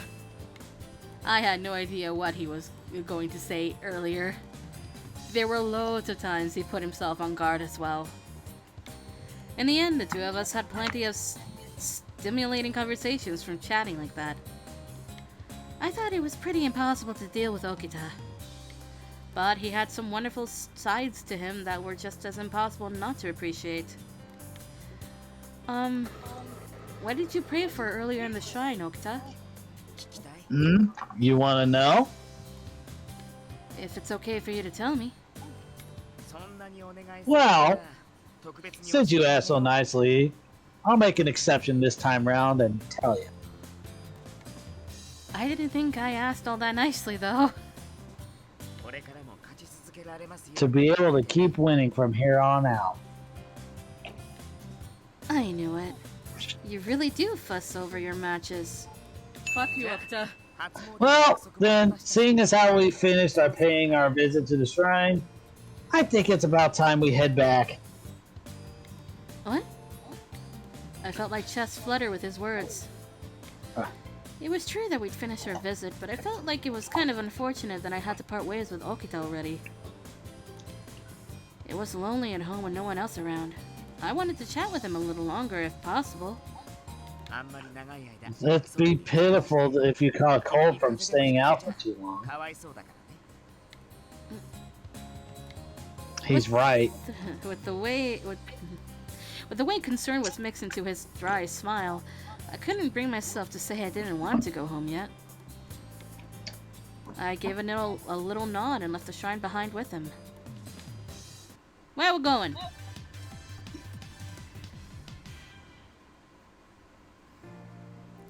Even on the way home, we chatted about a lot of different things as we walked. Like, how will you spend New Year's? Or have you finished the winter break homework? Okita seemed to have finished his work for everything at the start of the break, save for classical literature. Of course. Yeah. It didn't look like he had any plans to do the remaining homework for that class either. Ichikata-sensei sure had it rough. I've already felt a little bad for him, and the year had only just begun. Hey, Chizuru. I turned around when he called my name again.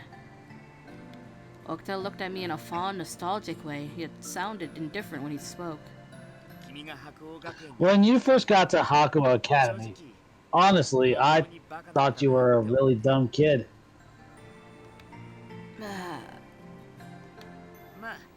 Well, I also thought it was interesting that you'd enrolled with us, so that made me happy. I had my doubts as to why you would jump into such an ordeal voluntarily. Well, I mean, even if you ask me why, it's not like I can give a clear answer to that. But there's one thing I can say for certain. I'm glad I took the plunge for Hakuo Academy. From the bottom of my heart, I've no doubts about that now. Yeah, I know now that you're not just saying that to look tough or to put on airs. Not like Kazuma. Because I've come to share the same thing, same everyday life in the same school buildings as you. His voice was quiet as he spoke, so tender and 'Cause- gentle. Okta. His words resonated in my heart. He wasn't just teasing me. Okita was really seeing me for who I was. The truth of that made me feel so happy and warm. The emotions that were smoldering inside me began to feel more distinct. Hey, let me guess what you're thinking right now. You don't have to guess if you already know. I won't mind. But still, you want me to say what I'm leaving instead? In due time. At least for now, he had no intentions of saying it out loud. Okay, long- Megara. As long as he didn't, what was left unsaid would remain uncertain. Seriously, it's Meg from Disney's Hercules. At least I won't say it out loud. I won't Oh say my I'm in love. god! Am I wrong? No! Oh, don't get it. What he was going to say. If I couldn't hear it today, would he put it into words someday? What? After he escorted me to the front of my house, I bowed my head at him in a little bow. Much like what I did whenever I was at Fuji. Thank you for today. I hope our third term goes well for us. By the way, Chizuru, have you made food for New Year's? In the middle of me saying my goodbyes before we parted ways, he asked me a question out of left field. It's kind of threw me for a loop since it was so sudden. She had talked about how she was going to be home alone, so I'm thinking since I'm home alone, basically. The answer is... if it's just some soup. Although, I didn't make any food for the new year, like I said. Something suddenly came to mind as we talked. But I do have some vegetable soup. I can get it ready real quick if I put in some rice cakes and heat it up. It's already past noon, so you could spend some time with me if you'd like. How about that? I was nervous and bashful. Aww. I stumbled over my words from how fast I spoke, and managed to invite him in despite how my heart raced in my chest. God, I wish I had that kind of courage. This New Year's soup? Together with you? Okuta seemed a little surprised by how suddenly I asked him. But he started grinning right after, looking delighted. I'll accept your kind offer then. Be nice to try out your soup. Sure. Was that a bit sneaky of me? What did you say? Don't worry about it. Arigato, Chizuru. I didn't know what he meant by thanking me in that moment. but I felt my heart beating a little faster at Okita's words. Just the fact that I could spend even a little more time with him already made me so happy.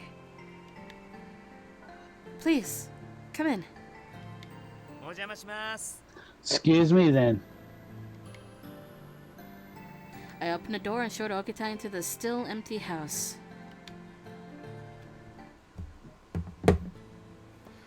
Suddenly I realized that the sky was already seeping in a beautiful crimson. Time had gone by surprisingly fast as I'd invited Okita over. Jesus Christ, how long did he stay? All night long. God damn it. We got along well. What? I got music and I got rhythm. Who could ask for anything more? Oh, God.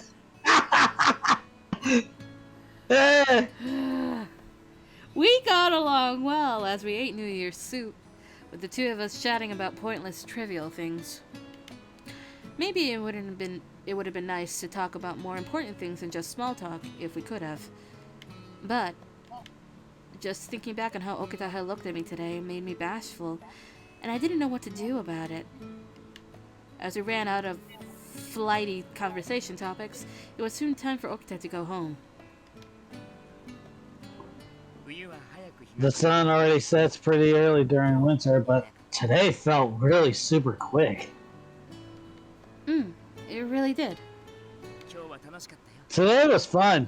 長くお邪魔して。 Sorry for staying over so long. Would he have snooped? Maybe. Fuck you, Okita. Seeing Okita say that with a smile on his face, I said,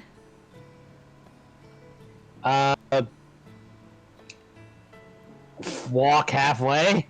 "You're alright. Ah, the redemption. I'll walk you halfway there." My voice left out on instinct when I saw him leaving through the doorway. それは Huh? 男の I'm セリフ pretty sure that's the guy's line. When he spoke, Okita seemed to be holding in a laugh, but じゃあお言葉 I'll take you up on that then. Although it's not so far from here, though, is it? 今年最初の太陽が沈んで Well, walking where we can see the first sunset of the year in the meantime, that doesn't sound half bad. my smile stretched from ear to ear at Okita's words, and I gave him a nod back. Aww.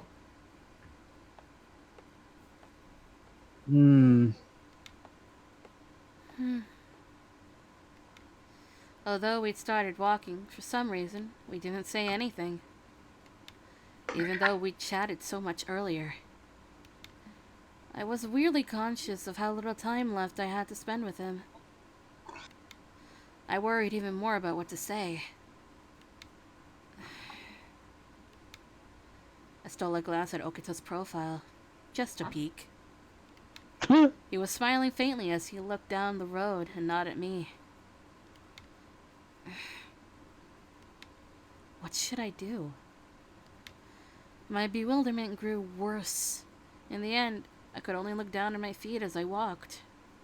夕日 The evening sun is pretty. I suddenly heard Okita from beside me. When I looked up, I saw the red sky as well. It really is. I voiced my agreement with a nod, then...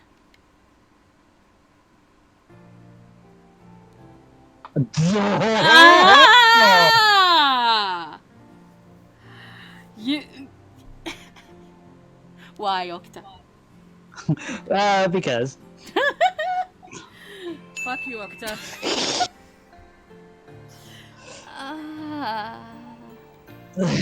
I came to a complete stop. Not just my movements, but my breathing too. Oh, so he literally took her breath away. Cool. My body seized up in a heart-stopping stillness. Even after I realized what had happened, I wasn't able to turn around to face Okita. It was twilight in winter. My cheeks had been cold from the chilled air up until then, but at that moment, a warm sensation brushed against my skin there.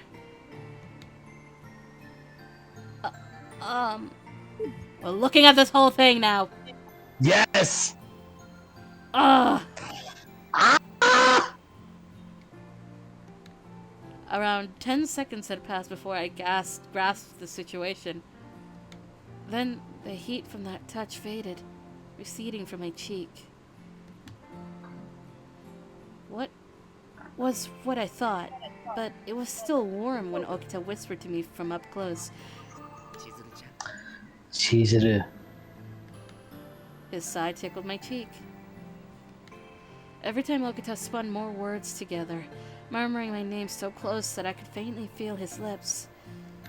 My heart hammered so fast in my chest, it felt like it was on the verge of exploding as I stood still. This far is just fine. If I walk any further with you, just the two of us, I'll end up wanting to sweep you anywhere where no one else will find us, sooner or later. Holy I'm not shit. even gonna. Yeah, I'm not even gonna give him. Like, I'm not even gonna press the button. That's Nope. wow. That's... A mischievous little chuckle slipped from his lips, and this time his warmth really did leave my cheek. Want to hear what I really prayed for at the shrine? I couldn't even speak. I gave a small nod instead. If I don't want to fuss over winning this year, I'll focus instead on what I can do to be useful to Kondo. There's someone who I want to recognize that. I want them to see how I'll have changed. That meant he prayed for someone besides Kondo-sensei to be watching him? And it's in. I'll see you for the new term at school. Okita grinned as he gave me a light wave before he walked off into the sunset. I just stared at him as he left, standing shocked still in blank astonishment. After a moment, I suddenly, timidly, lifted my hand to my cheek, brushing my fingertips on it. My cheeks flared up like I was feverish with a cold, almost as if the heat from his lips were contagious.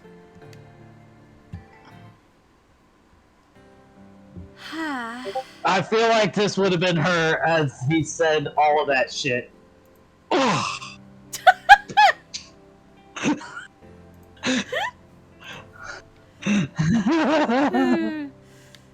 After I seen off Okita, I went back into my room and let out a huge sigh. It kinda feels like way too much happened today. I mean, it kind of did. I had a hunch that this day, January 1st of this year, would hold a lot of meaning for me from now on. Only for another week. After that, it's just going to be dull, basically. That hunch swirled around in my chest. I let out another sigh. Okita was a little mean at times. And sometimes he was just really mean. But I knew deep down that he was always considerate of me. He had his kind moments too, and when we were together, he was really fun to be around. What do I do? As I grew more conscious of him, I couldn't keep ignoring it any longer. When I remember the smile he gave me the moment he went home, even though I was home alone, my chest felt pleasantly warm. Eh? I said, duh. It looked like Okita wasn't going to leave my head that night. Seriously, what do I do? My heart wouldn't settle down when I clutched my chest. I was so lost, but the sigh that slipped out of me was one that was seeping in longing. Then that night, as usual, after I finished having dinner alone, I went upstairs to my room. Yeah, there it is. Alright, who is it? This is Okita again. Okita again. It's Okita again. Happy New Year! Happy New Year! Oh god, now I gotta find it. Where is it? Where is it? There it is. Why are these all 50-50? These shouldn't be 50-50. Clearly one is superior than the other. Happy New Year again, Chizuru. I also made it home safely myself. But it looks like my family still hasn't come back. Maybe it would have been better to stay at your place a bit longer. So, I can't decide. Alright, tell me when to stop. I'm not looking, and stop! About earlier. That's the correct answer, apparently. I thought you said it was a 50-50. It tells me a 50-50 because for some reason this person doesn't want to give me the right answer for Okita. What about earlier? I don't understand unless you tell me more clearly. Hey, won't you be more specific? God fucking damn it, Okita. That wasn't... Fuck you, Okita. And also, that wasn't even the right sound effect I was doing. It's like this person won't tell me what I need to know. It's just...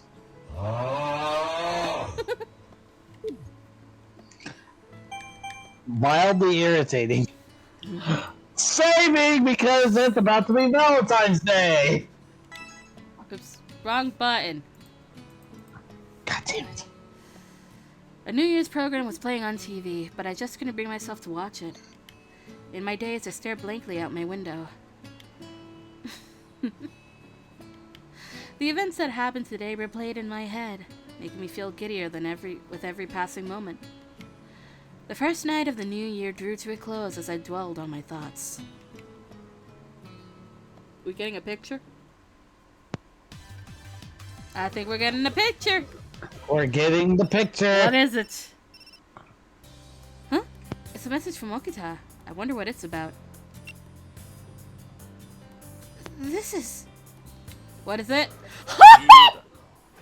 Dogs. Oh my... Is that a Shiba Inu or is that a Husky?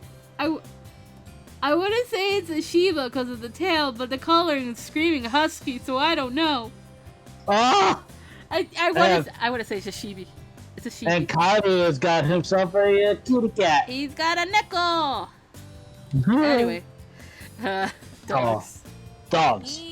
No cats. No cats. No. I took the trouble of bringing you the genuine article. I took the trouble. Yet you take one look at that and prattle on about liking cats. You leave me dumbfounded, Karo Negamo. Funny, I was about to tell you the exact same thing. Take a good look at this cat. Yes, take a look at the pussy. Jesus Christ! The way it doesn't butter up to anyone. The way it naturally goes about its own business. With the trappings of contemporary life that people go through, this devil-may-care attitude is a slave. Salve. Blech. What foolishness you speak of. What meaning is there in a pet who does not nestle close to its tired master when they seek comfort? A dog that loyally devotes itself to its master makes for the ideal pet. As if the idea of being a master doesn't reek of human hubris in the first place. And you can ask the Greeks all about hubris. I like both, though. I would cheese it here. I like both, though. But also, why were they at the shrine with a dog and a cat? What was this about, even? Okay, folks. That means I gotta pull up a thing. That means I'm gonna take a break. I'll be right back. Yes. In the meantime, get to know your neighbor, find out what's so great about corn.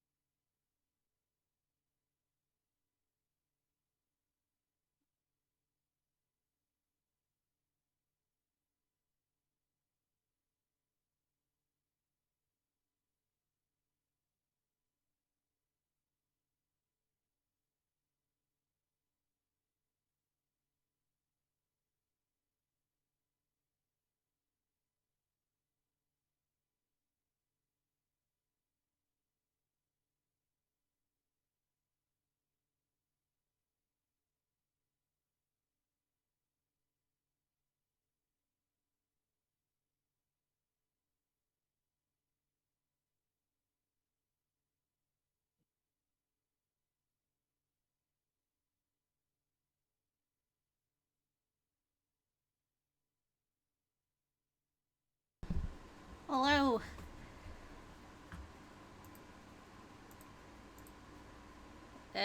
Hi. I just had my headset on mute so that way chat would not pick up on me eating. Oh. What's she eating? It was just chicken nuggets, something I grabbed before the stream, so that way I could have something to munch on periodically. Chicken nuggies! Yeah. Anyway, one day. I need the guide to be guide. Alright. The moment I opened the classroom door in the morning, the students inside stopped talking all at once and turned to look my way. Even when I just stood up from my seat and started walking, I could feel everyone's gaze is tailing me. Now that I thought about it, the atmosphere at Hakuo Academy had felt sort of weird since this morning. It had been a little while since the start of the new semester. The unforgiving chill of winter was finally beginning to let up. Since the start of February, I'd grown used to rubbing my shaking hands together while walking to and from school. Have you not heard of gloves? After completing the most arduous class of the week, Monday, first period, I frowned, thinking about the odd discomfort I'd been feeling since this morning.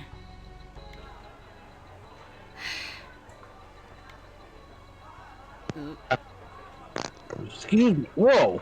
Eh? I don't know where that came from, but... Well, I didn't hear it. Yeah. Do you have a minute? Huh? What is it, Yukimura? Oh, do you want to tell me something? Whatever it is, you can tell me. No, sorry, it's nothing, actually. Seeing the jumpy, nervous state my classmates were in made me frown even more deeply. And it wasn't just my classmates, either. But the instructors. Everyone I passed by in the hallways, all the senior students, absolutely everyone had been acting downright strange this whole morning. I locked eyes with people and they'd quickly look away. Yeah. The opposite happened too. People would shoot me an earnest look whenever I said something inconsequential. Honestly, just what in the world is going on with everyone? And then, during the lunch break after morning classes, we got mail. Who is it? It's Friends! friends. Which one? Poor men? Is Oh, I this think I Sen? know who it is. Is this Sen? Yeah, I think it's Sen. No, Kozusu! Kozusu, my girl! Alright. Poor men. Oh yeah, that's right, I remember now. Where is it? I know this is sudden, but if a man has very little money, if he's poor, in other words, what would you think about that? And this hypothetical guy is poor and overly blunt, but he's an honest person at heart. Did you not give me an answer? What? It didn't give me an answer. Oh, It's probably fine if it's poor. I can't remember what we said last time, though. I don't remember at all. I feel like it's probably fine, but...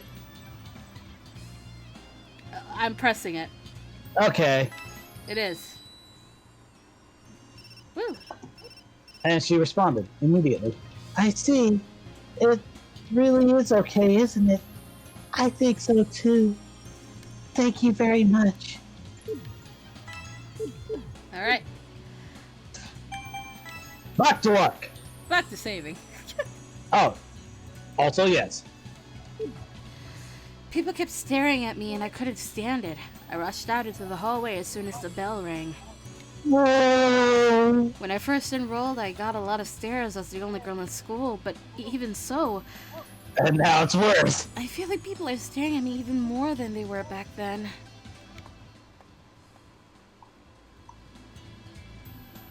In the courtyard.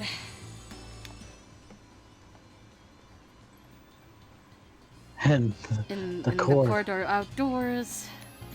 I grabbed my bento and walked off, hoping to get away from all the stairs. I looked for anywhere I could go where no one else would be around. Roof! Oh no, they're definitely eating up there. No, hang on. What? Matt Smith. Oh. The place I finally settled on was the quietest room in the school, and that nobody The wants to. infirmary! The one place that nobody ever wants to visit. You goddamn snake. Excuse me. Oh, that's an unexpected guest we have here. Yukimura? What's wrong? Are you feeling sick? No, I feel fine, thank you. Actually,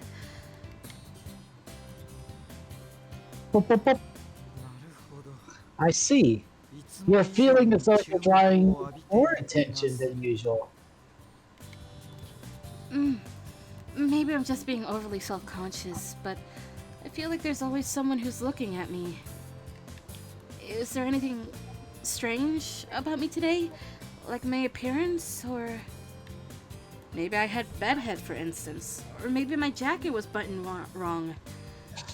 As I spun once and twice to show them how I looked, Yamazaki-san quickly averted his eyes.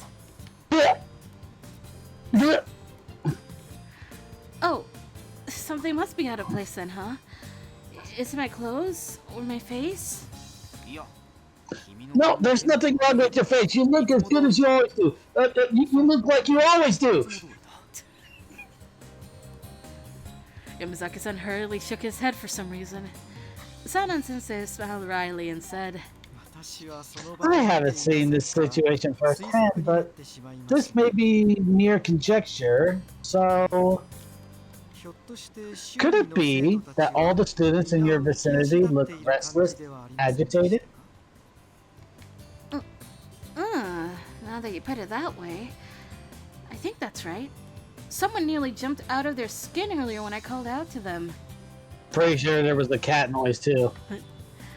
I wonder if I did something wrong without noticing somehow. I suppose. Well, you may be correct. From a certain point of view. Huh? In short, you are at fault for being too attractive. I'm waiting. You are. Oh, right. You goddamn snake! What? I think you will come to understand what I mean soon enough. Isn't that right, Yamazaki? I don't understand why you're trying to drag me into this. He called me attractive. Could it be that he was teasing me? You're again. She's overthinking things. I shot him a reproachful glare on reflex, but he showed no signs of noticing. He gave me a sweet smile and spoke again. You goddamn snake! More importantly, it seems as though you have yet to eat your lunch. Yes, I couldn't stand to stay in the classroom any longer, so I didn't eat there. And going to the cafeteria is a death sentence. Yeah. Well then, why don't you eat here? You do seem to have brought along your bento. I had the feeling that he had definitely dodged answering any of my questions. Of course he did, because he's a goddamn snake. You goddamn snake! I just said that. I mean, it's my voice, but still, I just said that. Jesus Christ. Twice in one stream, folks! But I decided that I'd take him up on his offer for now and gave a little nod. I ended up staying much longer than I'd intended to by the time I left the infirmary. I had very little of my lunch break remaining. I'm pretty sure that my first afternoon class is math with Nagakura-sensei. Maybe it was because I had a good meal or because I had talked with those two, but I felt a little less anxious. But for the time being, I need to find somewhere to kill a little more time.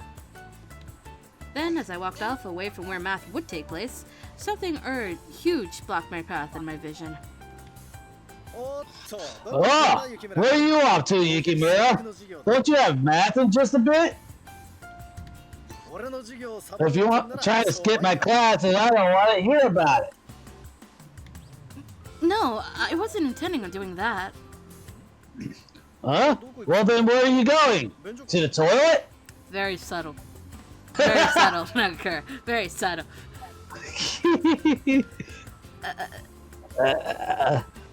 I thought that Nagakura Sensei was a little lacking in tact. No, that's not it. Actually...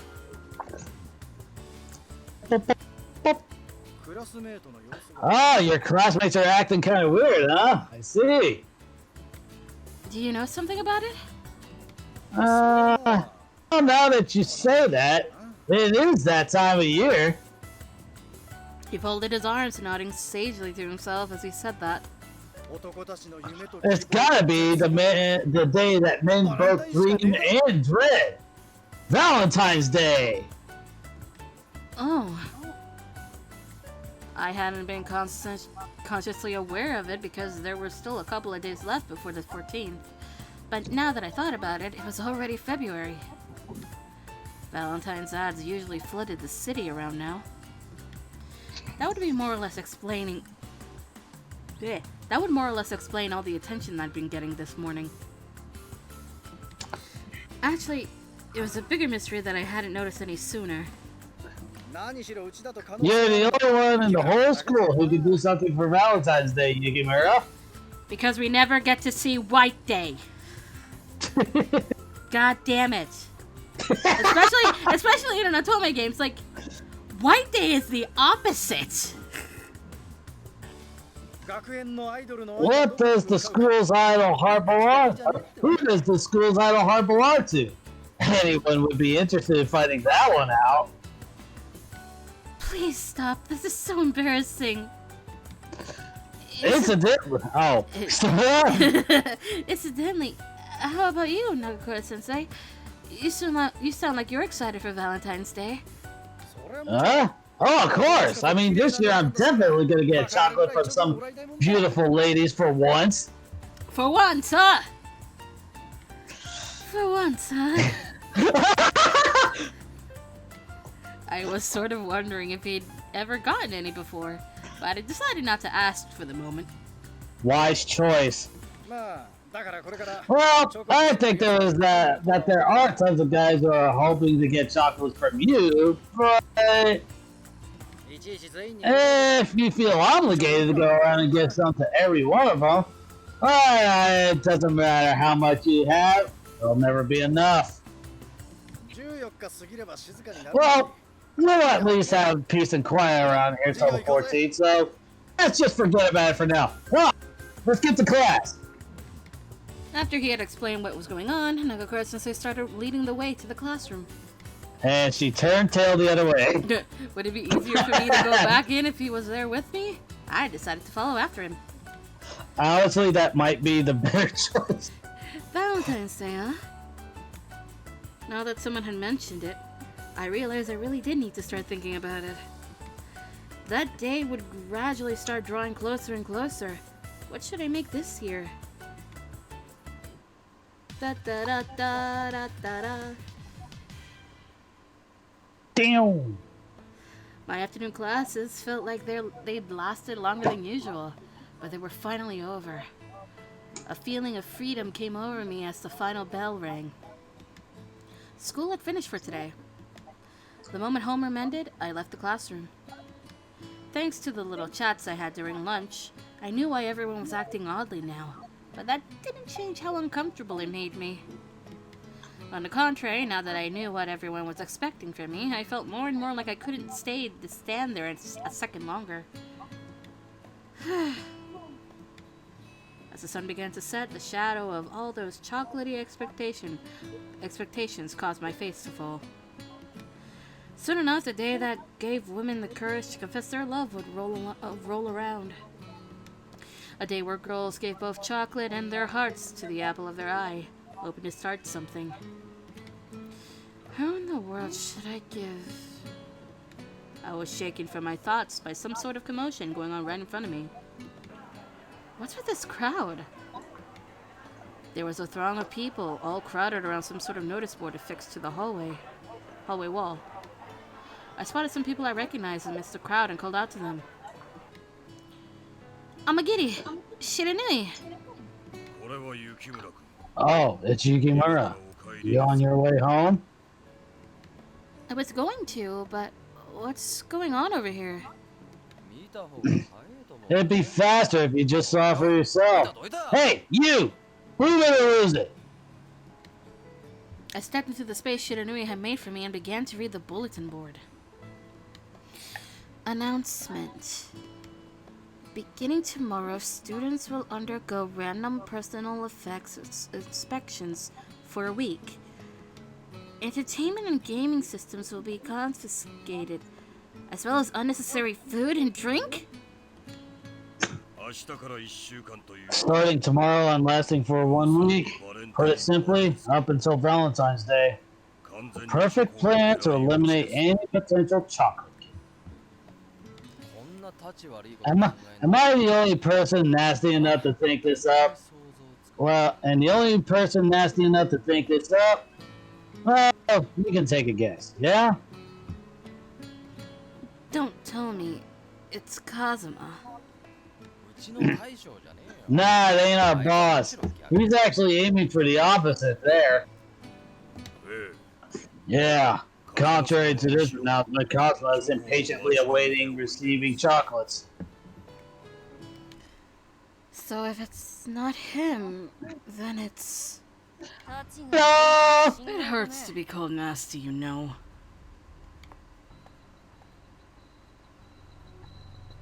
Kauda! Pushing his way through the crowd, Kauda made swift strides up to where we were standing. Kauda, what does this mean? Is this notice from the disciplinary committee? Of course. It's our job to correct any disruptions to order within the school. Why are you doing such a thing? Why? Isn't it obvious? If we take no preventive measures, the riffraff won't have a shred of shame coming to pester you for obligatory chocolate. But if it's banned from the school grounds entirely, everyone will have to give up, right? You should be grateful to have a brother as kind as me. Even though it's not the same guy, I still have to say. Fuck you, Okta. But if things are like this now, if I happen to bring romantic chocolates, won't they end up being confiscated too?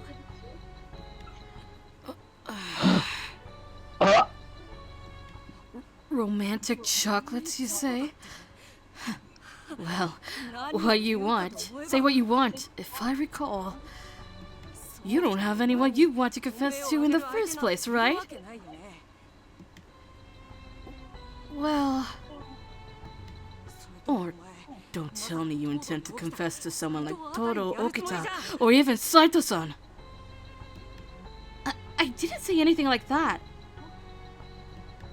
Kaoru continued to rattle off a rapid-fire stream of questions while completely ignoring my objections. Though, truth be told, I had no idea he was even capable of looking as frustrated as he did now. Anyway, you're still too young.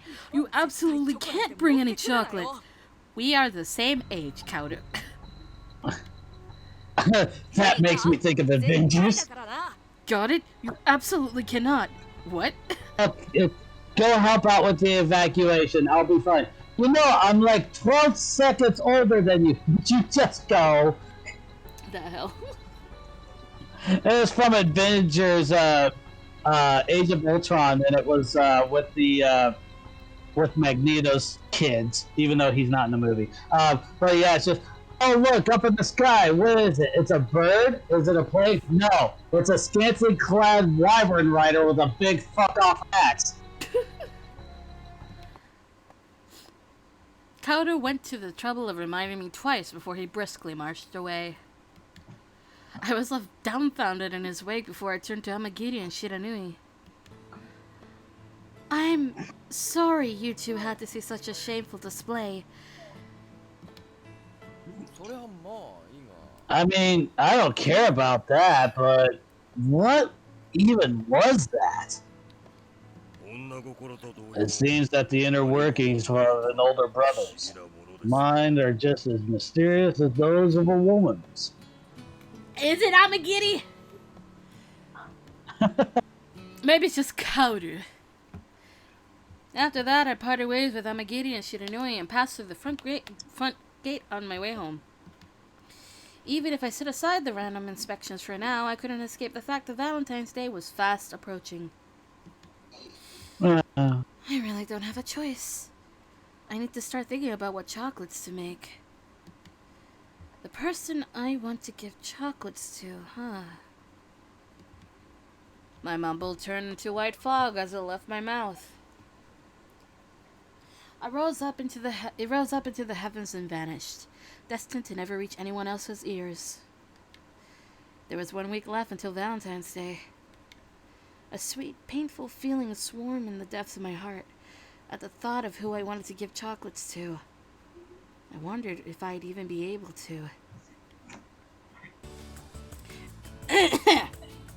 Whoops. The sun rose just as it had the day before, and with its light, morning reached my room too. I got ready for school in a daze, mindlessly going through the motions. I took my time getting dressed and let out a deep sigh. I peered at my reflection in the mirror, fiddling with my bangs. I unconsciously touched my cheek. Oh, I wonder why.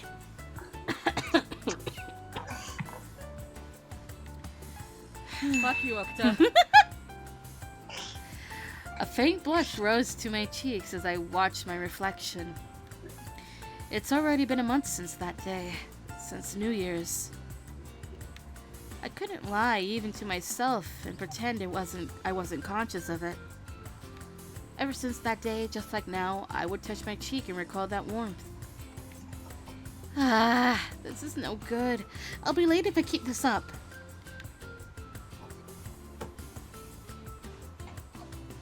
It was already long past the time I usually left for school. If I run as fast as I can, I could still make it. I grit my teeth and started running, but as I did... Oi! No, wrong one! Chizuru! Hearing that voice, my heart skipped a beat. Thinking it couldn't be, that I must have misheard, I turned to face the person strolling casually up to me. It was Okita, after all. I remember that he was usually late, in fact. Despite Hijikata. Maybe because he was normally here by this time, there wasn't a hint of worry or hurriedness in his expression. Hi, Okita. Sorry, but I'm in a hurry this morning. Of course, that wasn't a lie. If I didn't hurry, I would be marked late.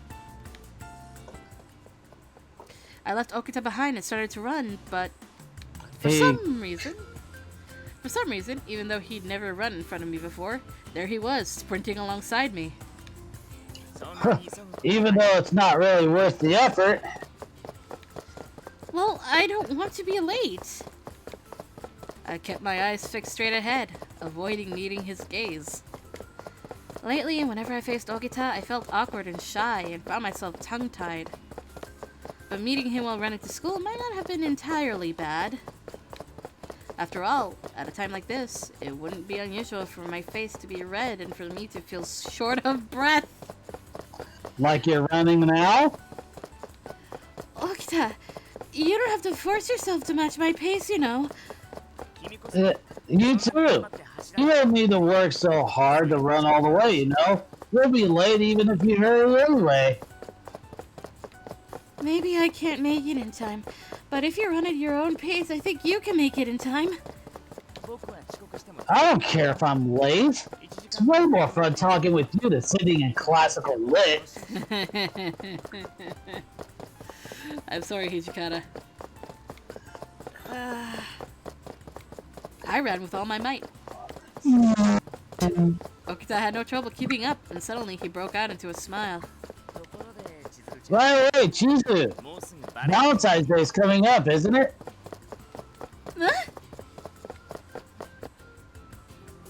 Caught completely off guard, my breath caught in my throat and I ground to a halt. Skirt! That's right, but now's not the time to... As I opened my mouth to voice my protest, I heard the school bell ring in the distance. We were late. ほら Well, looks like there's no point in hurrying now. ゆっくり歩 Why don't we just take it easy and walk the rest of the way, huh? Button.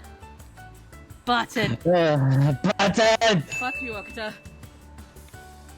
No way! いどうしても There's really no way? ついてじっくり I 話 want を us to take our time talking about the 14th, though.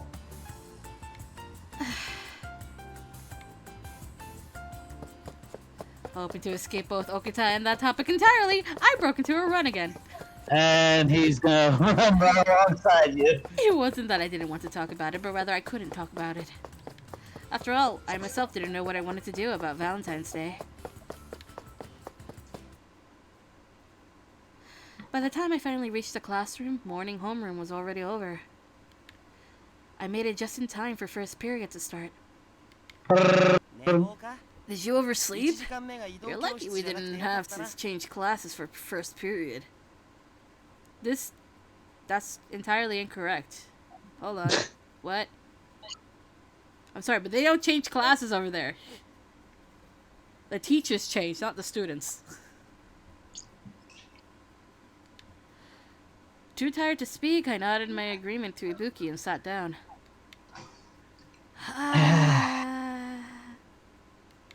Memories of Okita came to mind. Like the evening after our New Year's friend visit. I'd been spending a lot of time in such a mood since we didn't seem to cross paths very often. Even that morning we didn't end up talking much and we went our separate ways at the shoe lockers. Even though I never meant to avoid him, it ended up turning out exactly as if I actually was. I wasn't doing it on purpose, but it still felt like I owed Okita an apology. The last class of the morning was PE. Ugh. Physical education! This morning's events were still spinning around inside my head, and it turned my legs into lead. Passing a term calendar displayed on the wall, the month's events and holidays were posted. Valentine's Day, cancelled. February 14th, As I remembered that, the very person I had on my mind suddenly appeared at my side. That's convenient. Hi! Ohio! 暗い顔してるね That is one gloomy face you're making, Chizuru. 14日がどうしたの What's that about the 14th? Wondering what you'll do about Valentine's Day? Fuck you, Okita. I was clicking so fast that I clicked the block as accident, but still. The block fits. Okay. I'm sorry. I have PE next, so let's save it for next time.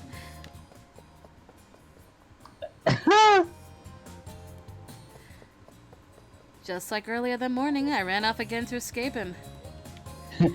Just seeing Okita's face was enough to make my heart race. I blame you for this, but I suddenly thought of he was a boy, she was a girl. Can I make it any more obvious? Oh, God. Just hearing his voice made my body stop listening to what I tried to tell it to do. The more I tried to act natural, the more awkward I became. Actually, I think I have that as a CD somewhere.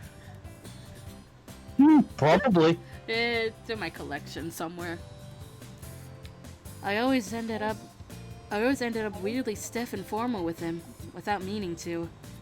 Aw, she has feelings. I didn't know what to do to go back to how we used to be around each other. And then, after PE had finished, as we were leaving the gym, Ibuki called out to me, a worried expression on his face. Oh no! Oh no! You've been seriously off today. You know that? You might be right. My shoulders drooped with my dejected reply. Today's class was volleyball, but I sprained my finger almost after missing a ball.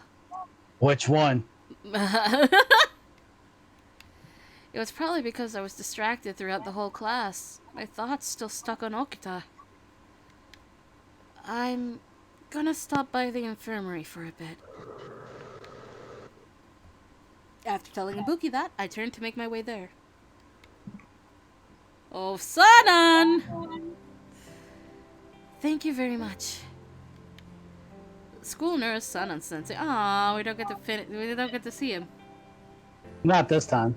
Anyway, school nurse Sanan Sensei finished bandaging my sprained finger, and I left the infirmary. No matter what I did, I couldn't stop thinking about Okita. Duh. What did his kiss mean that day? I think you know. This was Okita I was talking about. There couldn't have been anything deeper to it, surely. He must have just been teasing me or messing around like he always was. But I guess that as long as I don't look him in the eye, I should still be able to talk with him. Making up my mind, I got my phone out. I wondered for a moment if a text would be better, but I decided that calling would be best after all. Otherwise, who knew when I might get a reply? Rather than staying restless and distracted, I wanted to get answers right away.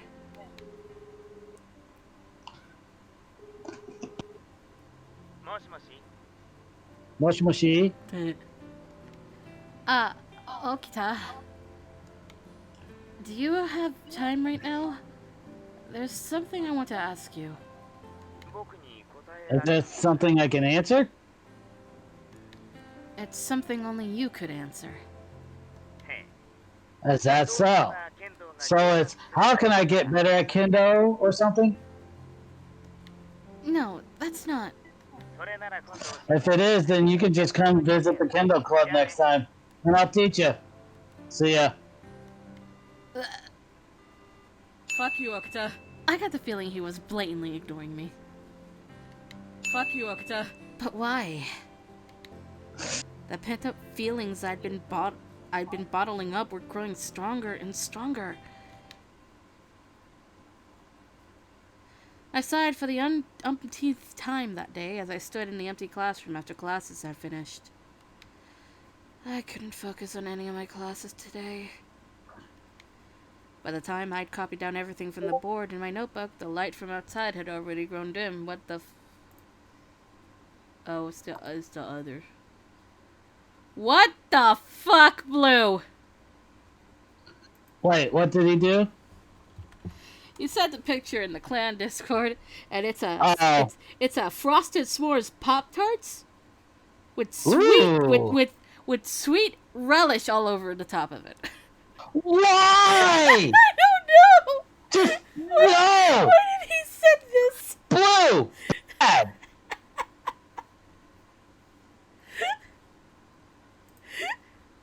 I don't know if he God. just found it or what. No. Anyway, by the time I copied down everything from the board in my notebook, the light from outside had already grown dim.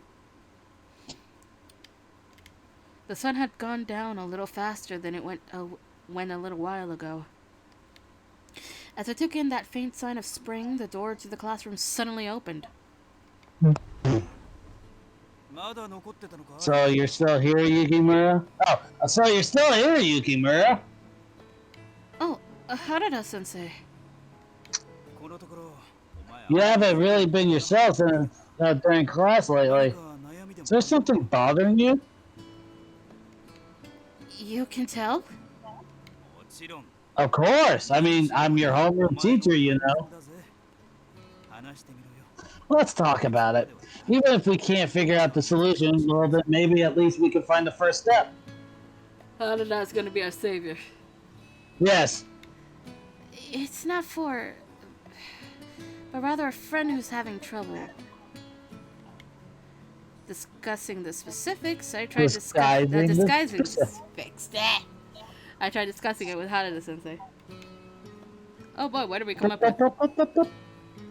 I told him what happened on New Year's in broad strokes, leaving out various incriminating details. Wise move. Nodding along, Harada-sensei listened to my story through to the end and said, A kiss on the cheek, huh? frowning in thought, he seemed to be thinking something through.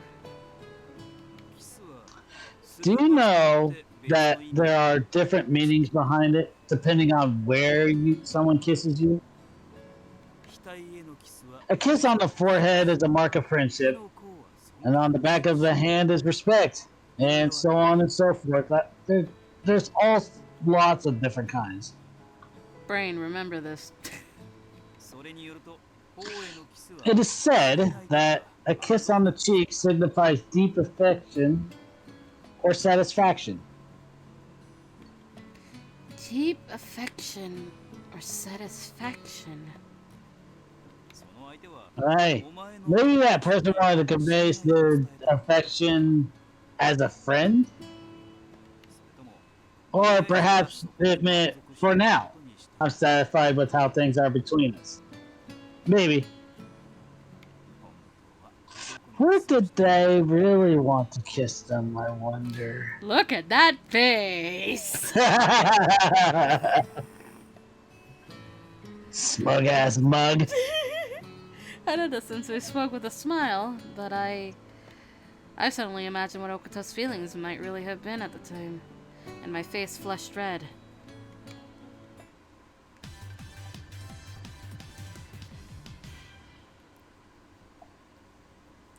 After leaving Harada-sensei in the classroom, I decided to follow Okita's advice from our call and made my way to the kendo dojo. I decided it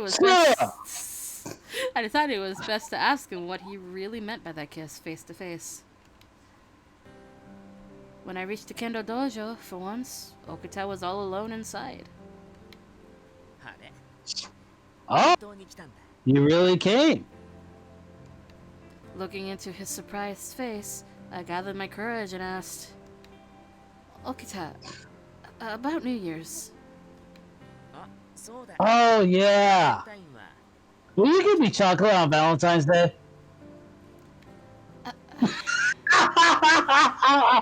Oh, that deserves it. Fuck you, Okita. He was evading my question, just like when we'd been talking on the phone earlier. It's justified! He was definitely doing it on purpose. Of course he is!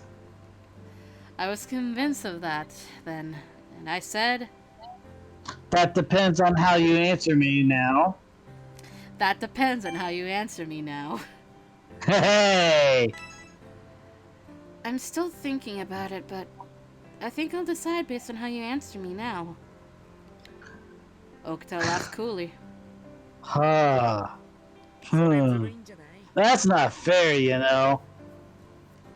Not fair? You're not answering my question, but I have to answer yours? What? See, it's not fair, is it? But fuck you, Okita. But now, Hey, just now, mine. I tried to ask you a question. Oh. Yeah. But just now, I tried to ask you a question first. I accepted that you started to, but in the end, you never actually did ask it, did you? Fuck you, Okita. No matter how I looked at it, he was just nitpicking. Of course he would! After thinking about it for a moment, I tried a new tactic. Change of plans. And then, if I give you an answer, if I answer you properly, will you give me an answer in return? That still seems pretty sly to me, though. He smiled Riley and walked up to me just like he did on New Year's and brought his face close to mine. Oh no! When he did, he softly whispered into my ear. I keep my promises. always. He quickly pulled back, and only the tickle of his breath against my ear remained. What feelings would be behind your chocolates, I wonder? Okita's smile when he asked that told me he still wasn't going to tell me about his real intentions on Valentine's Day. New Year's Day. New Year's Day, whoops.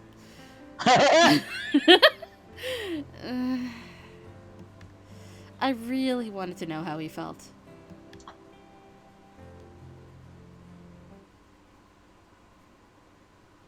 All I wanted was a little more time.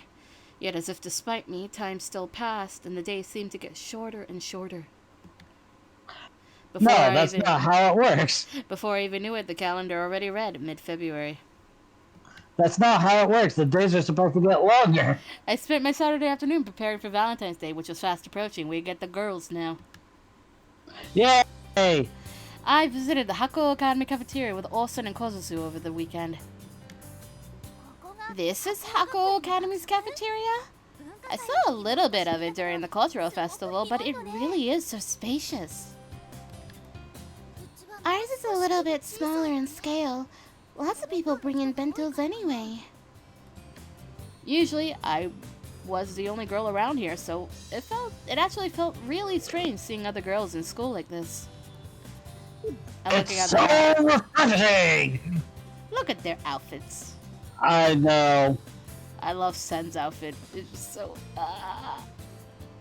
The two of them looked at the unfamiliar food items on offer on a displayed menu and grinned. Look, Kozusu, doesn't this pudding look delicious? Oh, Sen, we're not here to eat or anything. Well, Kozusu was right. We didn't come here to eat today. Hope you three weren't waiting long. Everything's ready now. That must have been a lot of work, Inoue-san. Thank you so much. Yeah, But is it really alright for people who aren't part of your school to borrow your kitchen like this? You've already gotten permission for it, haven't you? Besides, you're from Shimabara Girls in high school. There's nothing you have to be shy over. Well, we'll take you up on your offer then. How about we get started? Time to make chocolates! Yeah. Now, I don't want to get in the way of you girls, so I'll just stay in the back and leave you to it. You're free to use the whatever equipment you need in the kitchen. Just be careful with the fire. Sure thing. Thank you so much. After thanking him, we first lined up all the ingredients we had bought in a row. Fresh cream, unsalted butter, cocoa powder, wheat flour, eggs, baking powder, chocolates to use, more chocolate to use. Oh, and some more chocolate to use. Would you look at that? Even more chocolate to use.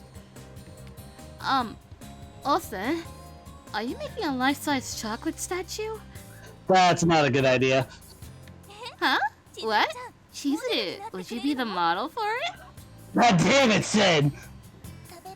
It's surreal to imagine that being eaten. Absolutely not. Good girl. Oh, boo. Well, we're not even making one big chocolate in the first place anyway. We'll be making several smaller ones. What is going on with Discord? Never mind, he sent something I can't look at right now because it's Instagram. Oh.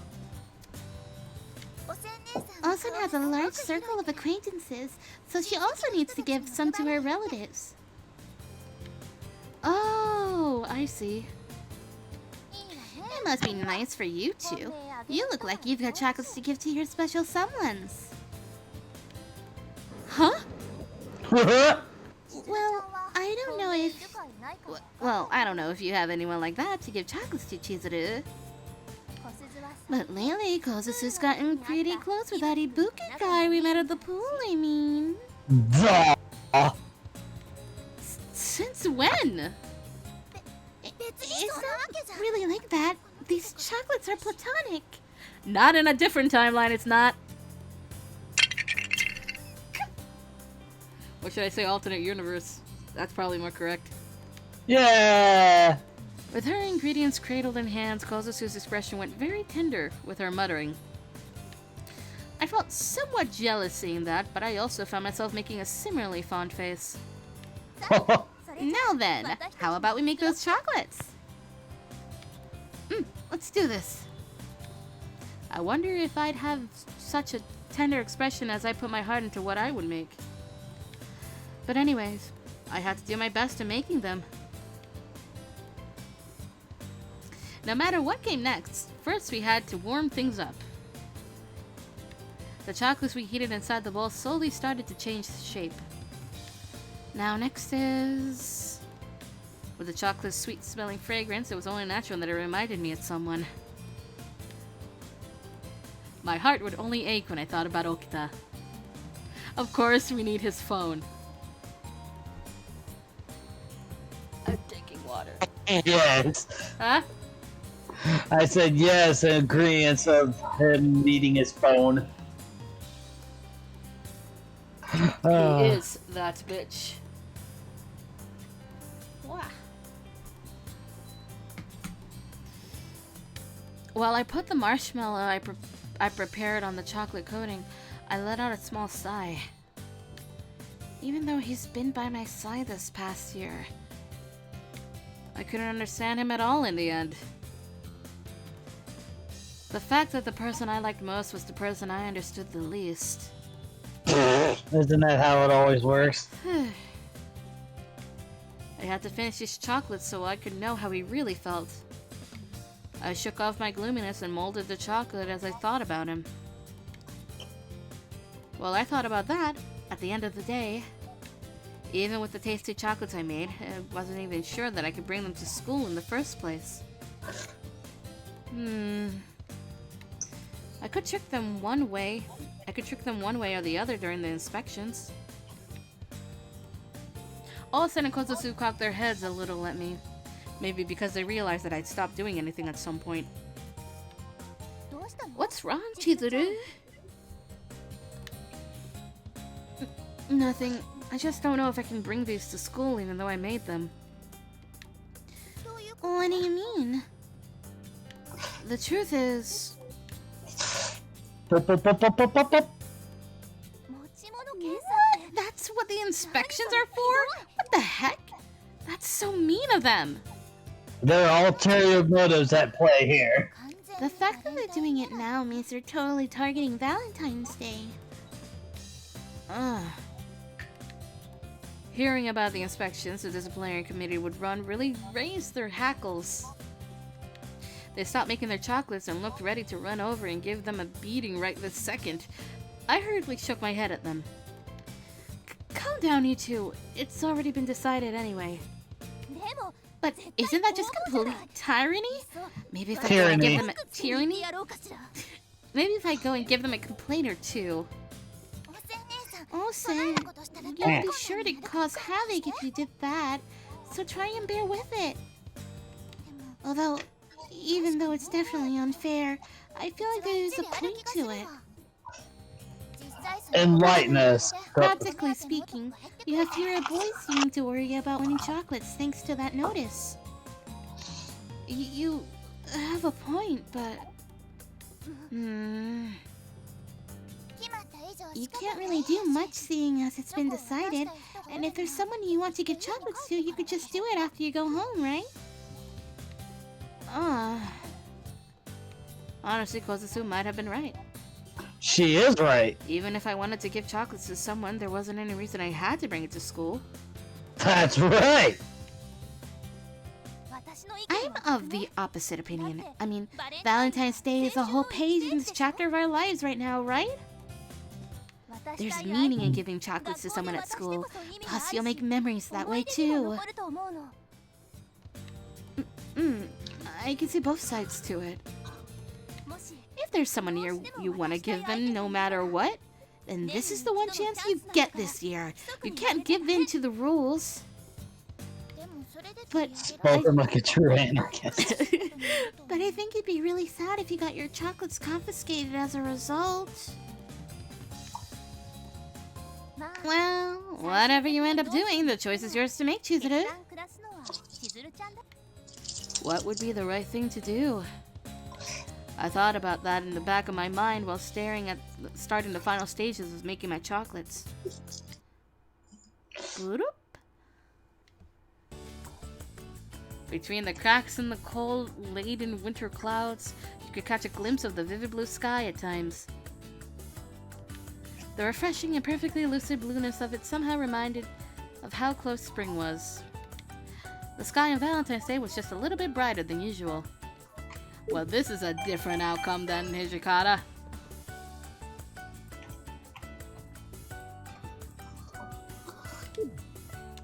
Now then, just a little more until I got to school. Since I've been walking to school by myself up until this point, I snuck a glance at my bag. In it was a manifestation of how I felt. She brought it with her. Will I be able to give them to him properly?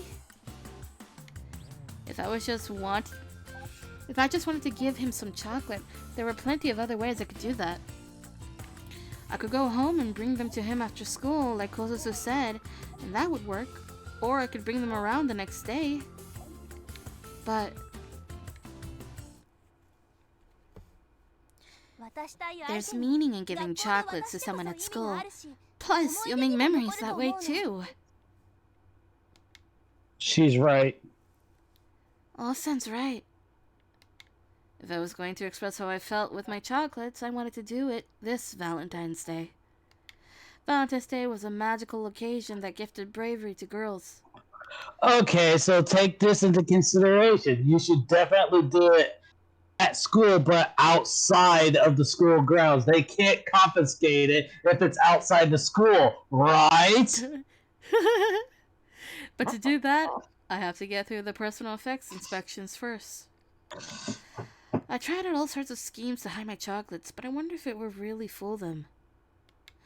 I worried over that as I set foot onto the school grounds. It's like, hey boys, look over there, it's another girl. Oh, morning.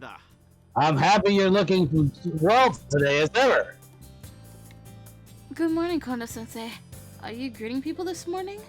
You must be hard at work. No, not at all. I feel energized just by seeing all my students doing well. After he said that with a hearty laugh, Kondo-sensei suddenly lowered his voice and fixed his gaze on me. I feel like he turned a couple of times to the side. Incidentally, Yukimura, you didn't do anything like bring chocolates with you today, did you? I love that idea in my head now. Just looking around like, huh? Huh? By the way. Huh? No, Oh no, don't get the wrong idea. I don't suspect you or anything like that. I just wanted to check if the rumor I heard was true, that the inspections are just a pretext to stop people from pestering you for chocolate. Setting aside whether you actually brought any chocolates with you, you're likely to have your belongings inspected many times over today, so be careful out there. I will. Haha. Now I'm saving again. This is gonna be constant because I don't know where we're starting the mini game. Oh yeah, that's right. Ah!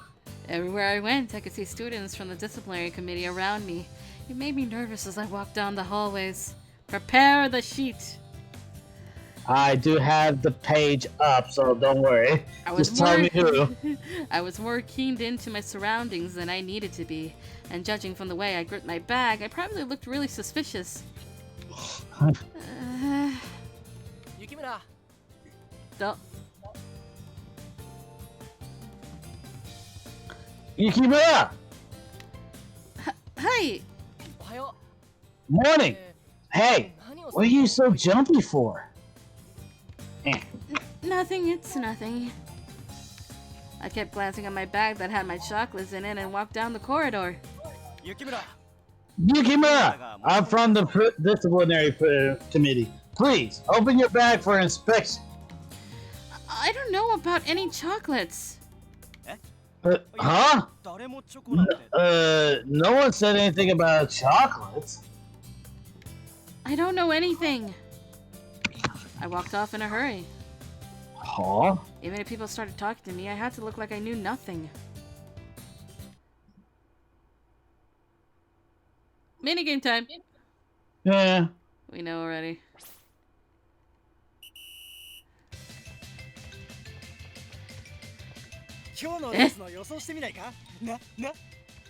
Oh no. Oh, it's the numbers. We don't even have anyone chasing us. Whoops. That's odd. Alright. I guess because we weren't caught by Kaoru or Hijikata. Okay, fair enough. I need to pick quickly. This is gonna suck. Yeah. What is it? 351. 351.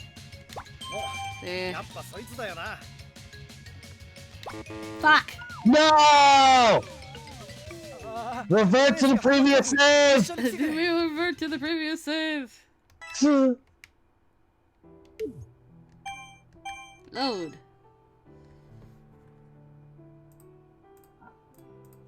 There. Alright. Blah, blah, blah, blah. Alright, save right there. I think that's Yeah, the last, perfect. That's the last line. Yep. Alright. So, is it going to be Nakakura first, like it was with Karu? I don't know. We'll see. Okay. It is! Alright, we're doing this. We're doing this. 652. やっぱそいつだよな。やっぱそいつだよな。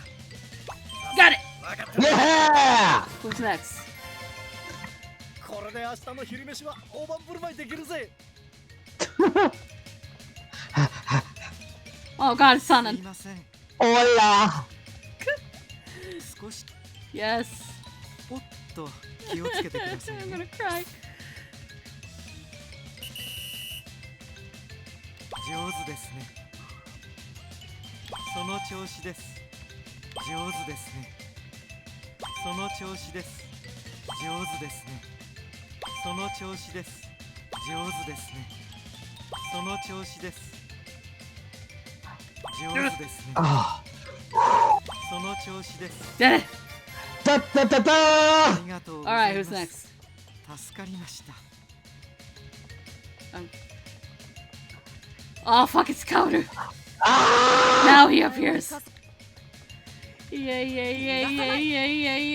Get back here and love me like a sister should! Jesus Christ. Not that! Ah! No!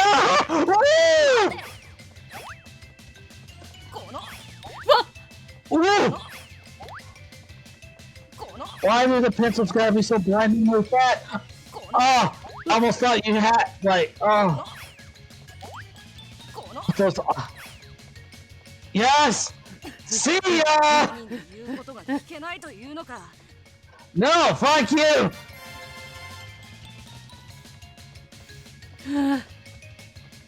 Saito! What was Saito again? Saito is the potted plant. Alright. すまない。引き返して。 You move across the screen, freezing whenever the Metal Gear exclamation comes up. Okay. We got a plant, people. We got a plant. There. Yes. なんだ気のせいか。 And then go. なんだ気のせいか。 Yes. なんだ気のせいか。なんだ気のせいか。 Oh, Oh! We got it. We got it. Bye! What is that? 4 now? Oh god. Shit. No!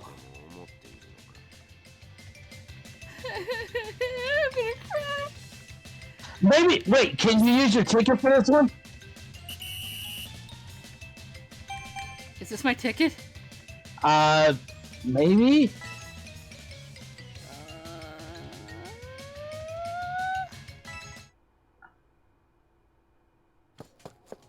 I didn't look Oh, back. yes, it was! I didn't look back at the pursuers on my trail, and I just kept running as fast as I could. This is the correct music for it, so that means we picked. Oh, yeah, the ticket makes you pick. You can pick. Do you win or do you lose? Oh god.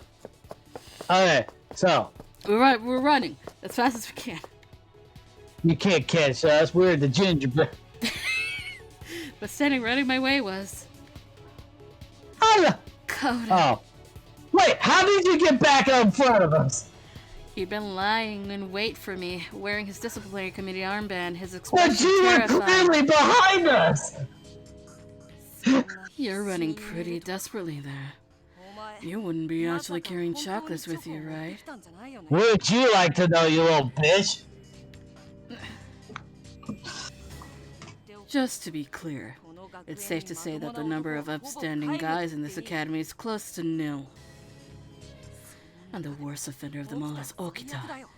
He's not serious at all in class, and it's just beyond saving in general. That's not true. He has plenty of good sides to him, too. I refuted him on instinct. Kauda stared long and hard at me. I didn't actually think it was true. But you really do. How dare you fall for such a degenerate like that? I realized that he'd said all that to trick me, but I wouldn't take back any of what I said. I'm sorry, Kauda. I have to give someone these chocolates to. After I flatly announced that, I left him behind and turned around the corner down the hallway. Get that motherfucker! Hold it, Chizuru! Basically! I couldn't obey Kauda's orders. I wouldn't be made to hand my chocolates over to him. Because I prepared them all just for Okita. But I'm your brother, I'm clearly more deserving! I kept on running like my life depended on it, even though I didn't know where to go. I wanted to give him my chocolates. Although I thought that to myself, I still couldn't quite work up the nerve, and I ended up getting lost. If I wanted to stay clear of places where there were a lot of people, that naturally meant I should stay away from the second-year classrooms as well. But at the same time, I was certain that my way out of all of this tension lay somewhere within. What do I do? To the roof! Having said that, it wasn't like I could outrun them forever. If I couldn't decide on what to do now... Just then, someone abruptly caught hold of my arm. Who was it? I swiveled around trying to see, but soon the figure who caught me was pulling me from the corridor into another room. Fuck you, Okita.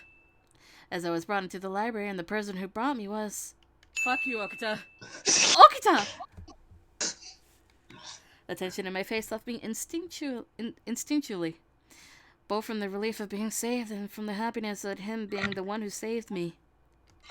Okita was grinning as well, and put a finger to his lips, gesturing to the people around us before he whispered softly. Quiet now. I nodded without a word. I could hear Kauda raise his voice as he led the search party, targeting me. Jesus Christ, a search party, huh? It suddenly turned into the angry mob from Beauty and the Beast. Where did Chizuru go? Huh? How could you possibly lose sight of her in a place like this? What the hell were you even doing? We were hiding in between the bookshelves, holding our breaths.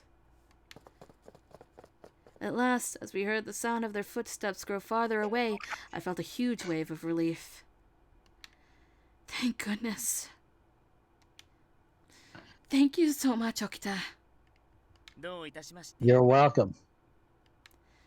His smile lit up his whole face. I returned it before I froze up for a different reason. I hadn't realized it up until now because of the high-stakes situations we were just in. But now that I calmed down, I realized he was so close to me. Like, really close to me. I thought my tensions had been What? resolved, but now it was back with a vengeance, assailing me even more strongly than I had been earlier. Chizuru. Okuta called my name. Our bodies practically stuck together, paying no mind to how much I was trembling. I was meaning to give him chocolates, but now wasn't the time or place for that. My heart felt like it was going to explode. Oh. I had been thinking of all the things I wanted to say to Okita. If I managed to see him today. Now that he's here. Including the one thing I wanted to ask him above all else. It was all on the tip of my tongue, but I couldn't say a word. By the way, when we were at the shrine... The moment that he started saying something, I was afraid to hear what he would say next. I'm sorry. I turned away from him on reflex and bolted for the library door. What? An arm shot past me, the palm of it slamming hard into the wall right beside me and blocking my way. Huh. Did you just comment on us? He commented on us! Yeah. Oh, now we're looking at this, and it's all its glory. Yes. Wow. He fucking commented on us. Yeah. First Hana, now Okita.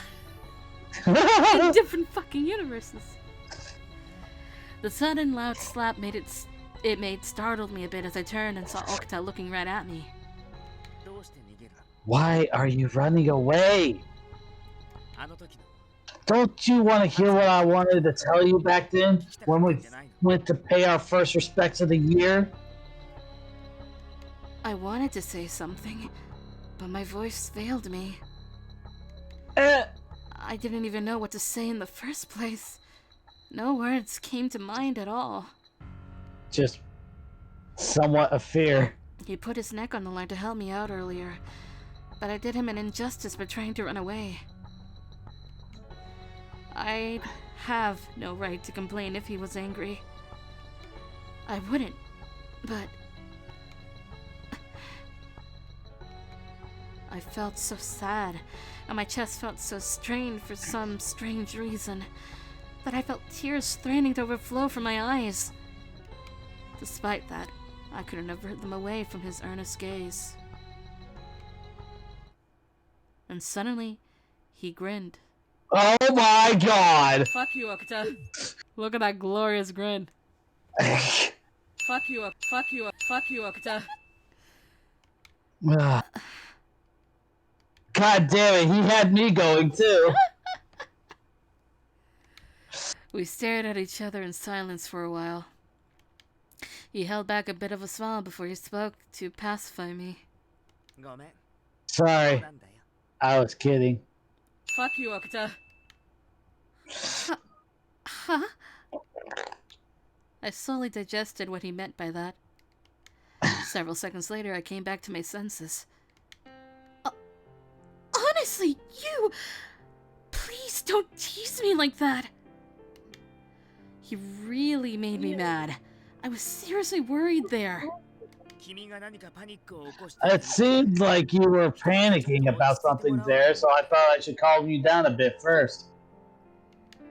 Calm me down? You made me feel even more agitated than before, if anything.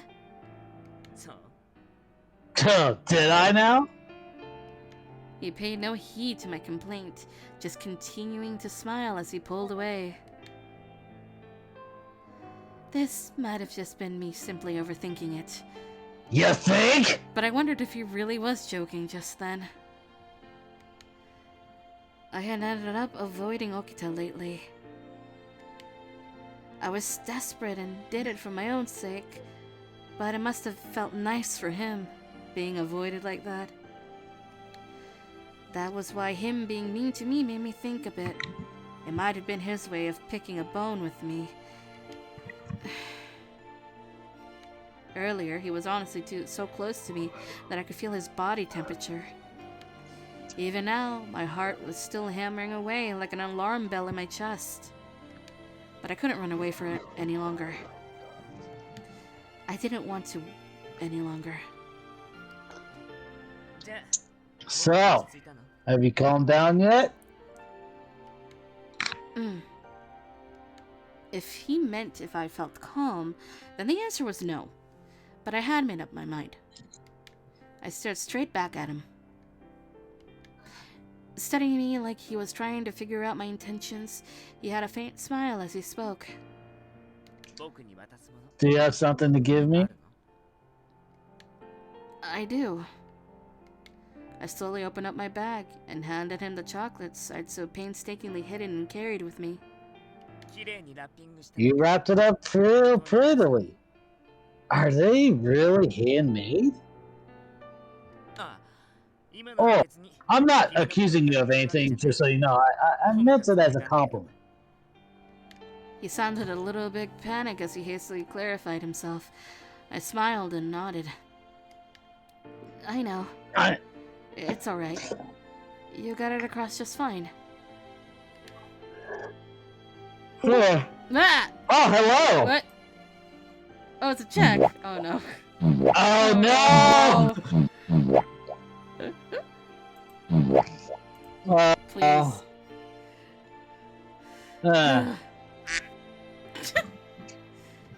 He looked surprisingly serious as he stared at me. Thank you for the Valentine's chocolate seasoning. I'm happy. It looks like I like you. Hearing his words made me even more acutely aware about what happened at the shrine at New Year's. I'm not as smooth a person as you probably think I am, and I do think I'm incompetent in some places too. But if these chocolates and the meaning you put into making them are what I think they are, then I want you to always be by my side from now on. With that straightforward, honest confession of his feelings, I firmly nodded back at him. I do too. I always want to be by your side, from now on and always. Arigato. After I spoke, Okuta gave me a broad, relieved smile, his expression making him look unusually childish. I found it so lovely. Aww. Well, then I better eat your tasty-looking chocolates before someone else snatches them away. Mate!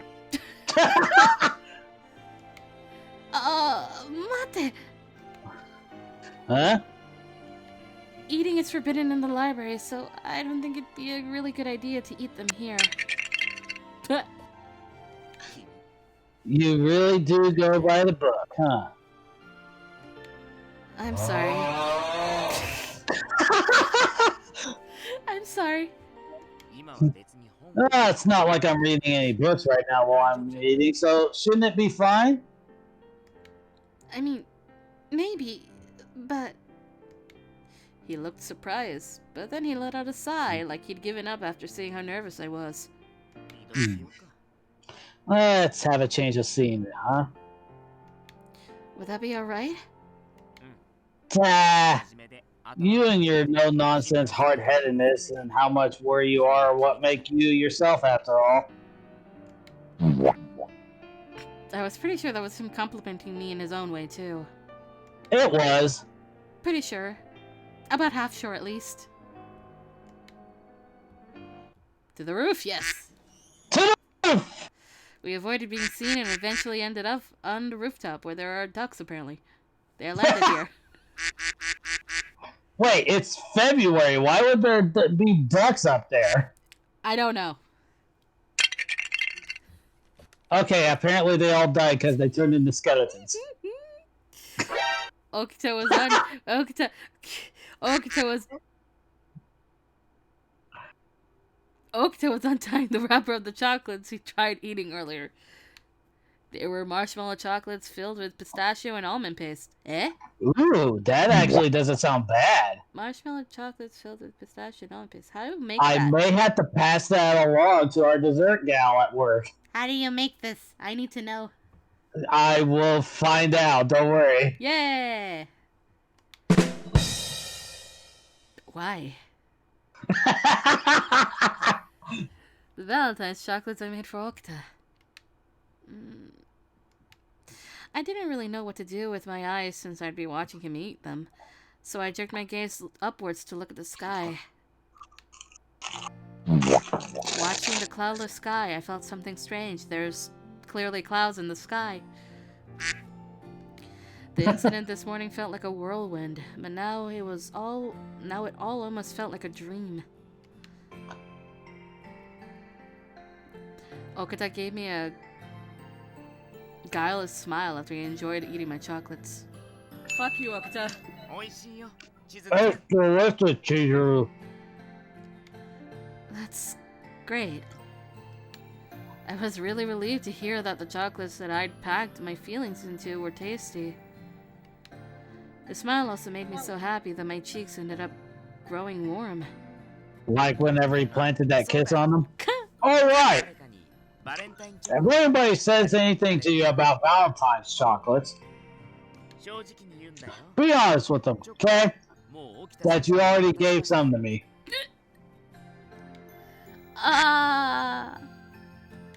Confused, I asked him for clarification. Do I have to tell them who I gave chocolates to? Yeah! Once you say that, I think everyone will start being wary of me instead of you. I mean, he has a point. Sort of.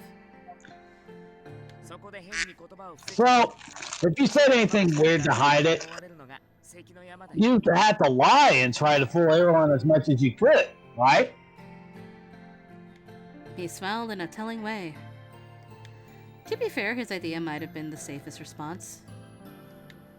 The ruckus would also likely die down if people knew I didn't have any chocolates anymore. But... Okita, you couldn't be thinking that... I knew from experience that when he reasoned about things he liked... Bleh. I knew from experience that when he reasoned about things like this, there were a lot of times when he was plotting something else as well. Can you tell what I'm thinking? That this could be an opportunity for us to become an official couple, maybe? I knew it. That would be ridiculous. It couldn't be. I thought that while speaking timidly. And he answered by grinning from ear to ear. Bingo.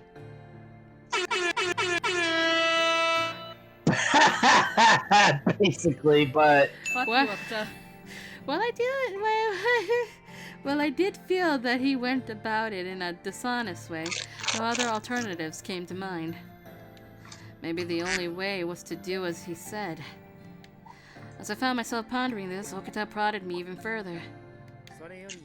More importantly, since I won't be just one of your seniors anymore, you can call me Soji, you know.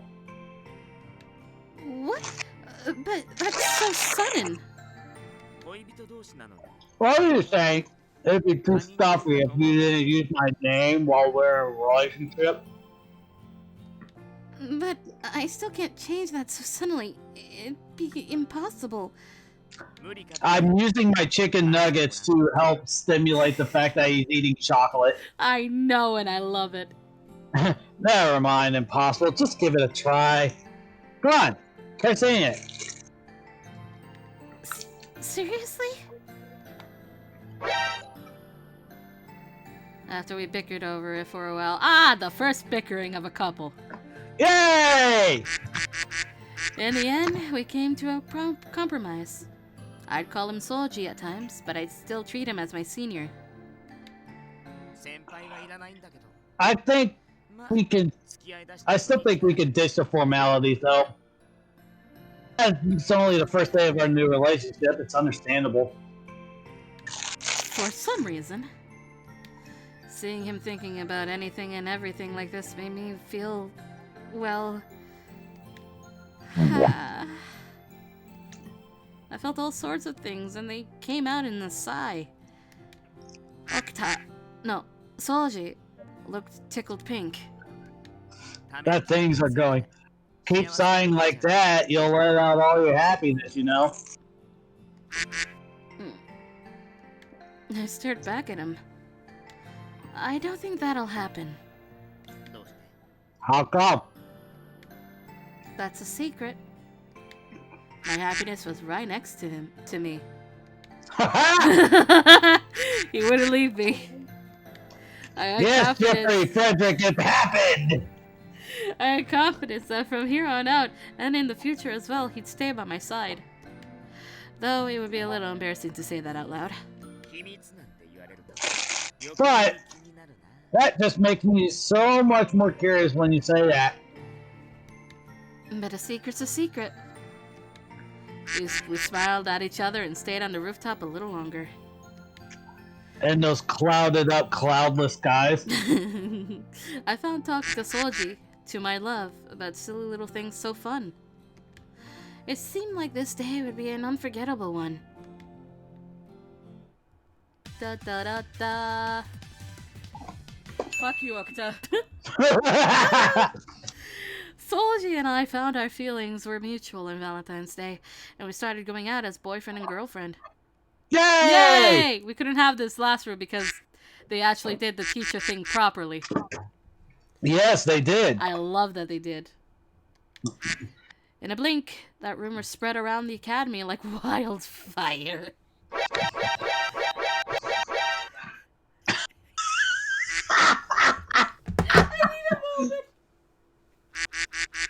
Give her a moment, please.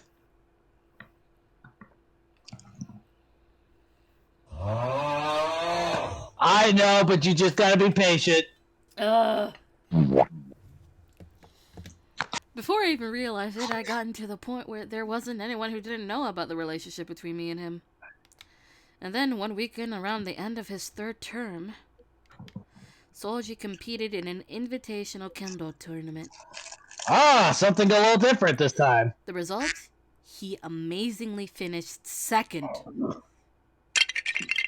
Makes me think of my Pinewood Derby days in Boy Scouts. I took first place in one and then third place in another. Huh.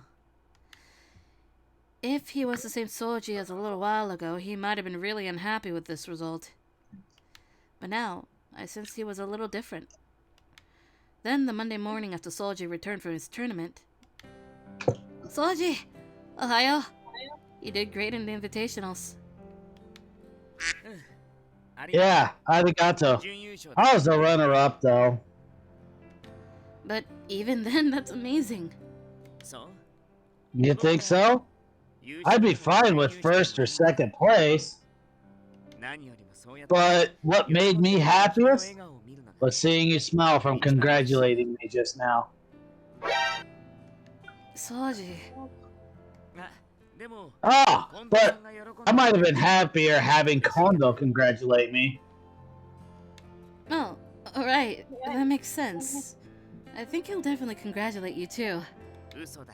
I'm joking. Truth is, the face you made when you congratulated me was the best. That's no fair, saying all of that.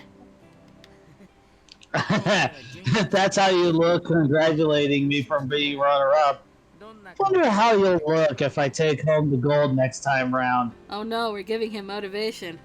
Yes!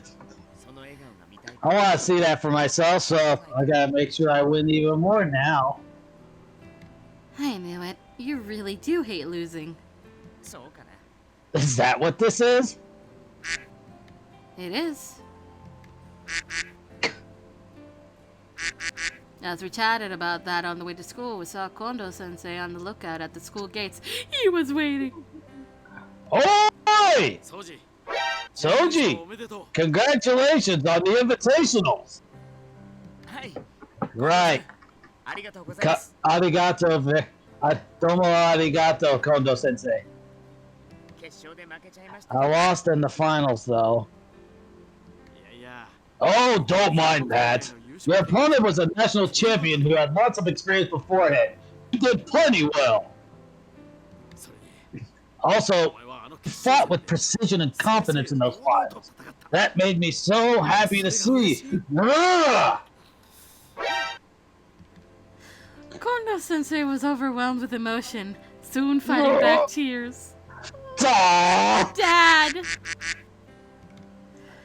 Hijikata Sensei appeared from behind him and called out to Soji.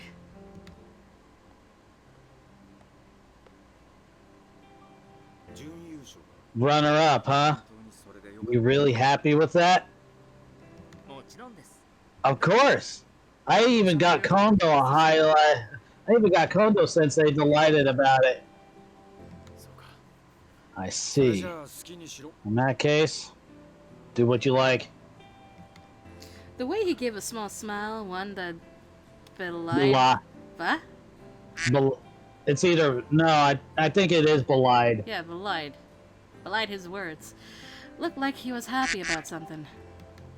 Alright, Kondo. We got preparations for this morning's assembly to do, so let's get to it. Alright then, Soji. I'll be seeing you later.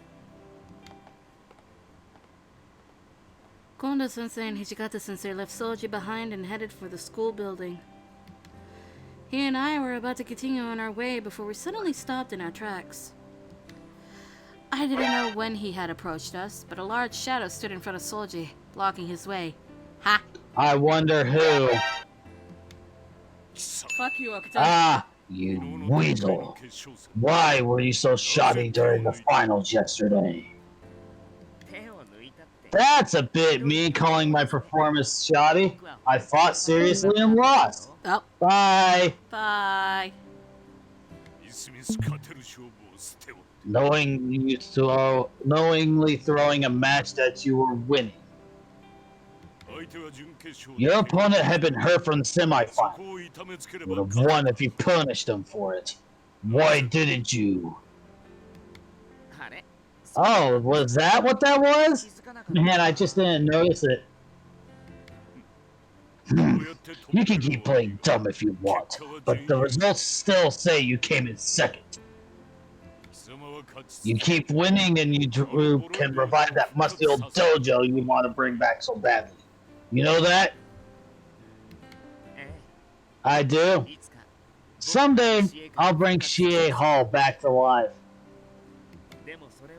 But, I won't if it's not the way that Kondo wants it to be. That's why I'll win the next one with his coaching. No questions asked. Well, well, well.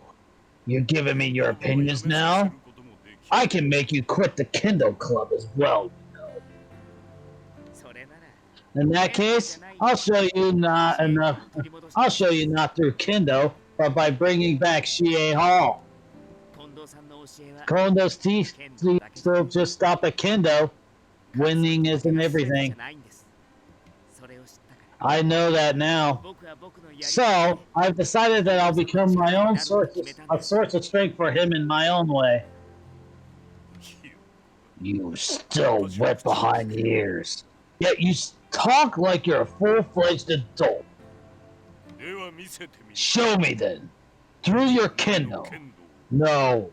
Through the teachings of your Shie Hall. Depending on your results, I may restore that dojo as well. Right. I'll make sure that happens. Serizawa-san looked a little pleased, a smile spreading across his lips. Then he turned his back on us and left.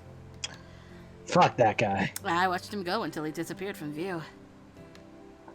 So the thing that I was able to make like the crinkly sound right here was actually a fortune cookie wrapper. Brilliant. Yes. Before long, I heard Soji's voice and looked up at him. Thank you, Chizuru. It's thanks to you that I could share the same dream as Kondo's like this. Soji smiled a little as he stared at me. I answered him with a smile of my own. Aw. No, I didn't do anything, because you haven't changed from the start. Thank you. Really. Will you keep supporting me from now on, too? Of course. Soji gently reached his hand out to squeeze mine. I squeezed his back, and the two of us started walking into school, hand in hand. Well, I got a phone call. Give me a second. Alright. Meantime, water break.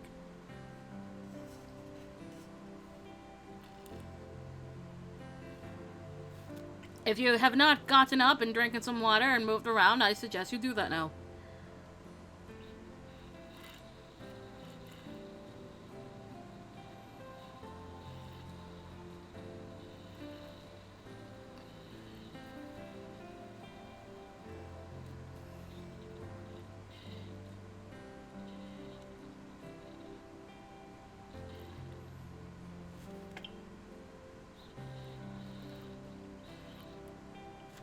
Casually sippy sippy. Yeah.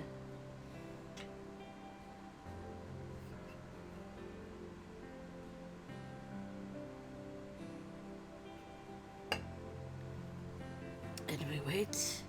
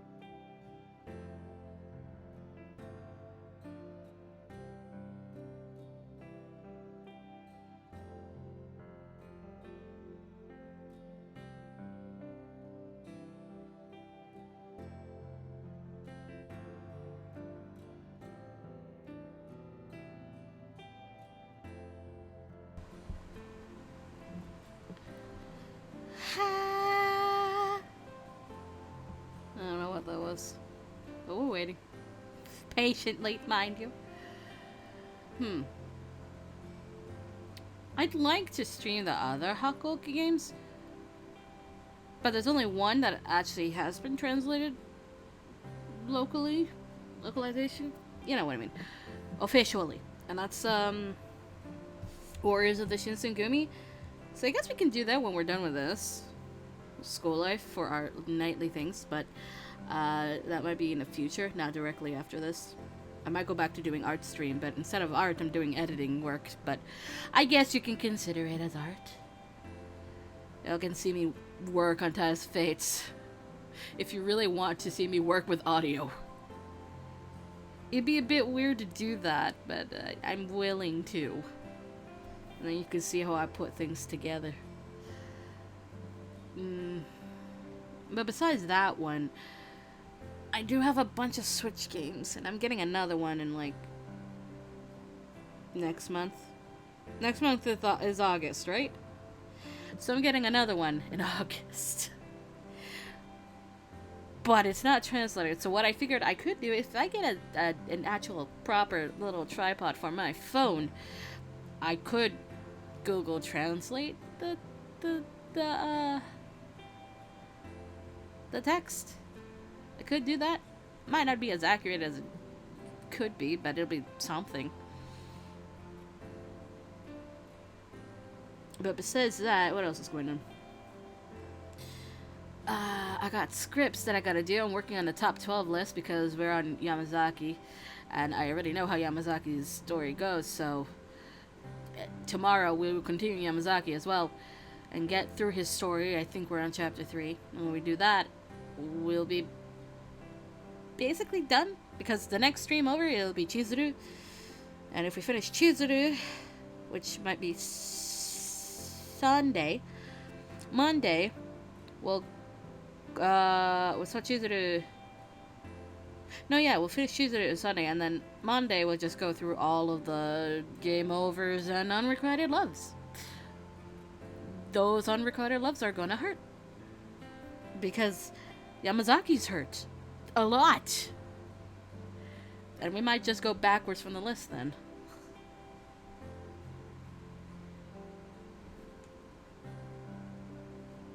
The phone call is taking forever. I fear for my life, of where he could be. Was he taken by the void? Because the void is a very dangerous place around these parts, if you didn't know. Chak often falls into the void, and we never see him until the next day. It's a very dangerous thing. There's caution tape everywhere, so don't go near the void. I'd also advise you to not go near the lava pit, which is where things that I hate usually end up. Case in point, Korin from Fire Emblem Fates has been a resident there for a very long time. Like a very long time. Other residents of the lava pit, Fates in general, though I might have to go back and replay that for curiosity's sake, because I remember not liking it. I remember, well, the story I didn't like. The gameplay was fine. It fixed Awakening's brokenness and brought some more light into it, but there are other problems with Fates. Who else was a resident? Among Graham from Yu-Gi-Oh! GX is a resident of the lava pit. Ubel used to be in there too, but then I made up with Ubel. Ubel is really fun to write. Like, really fun to write. Like, anything after season 3. Ubel, really fun to write for. Because I gave them the whole thing of, they're curious about humans, because humans are weird.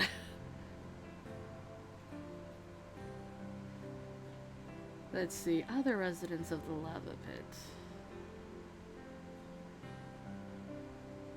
God, who was in the lava pit?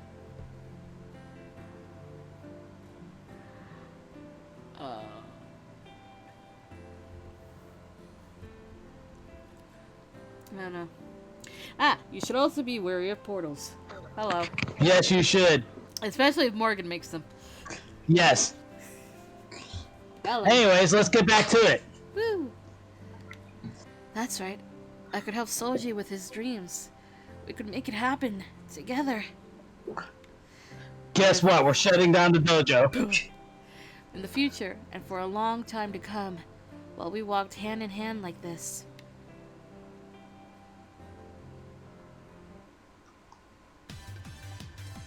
And then it just switched to upbeat music.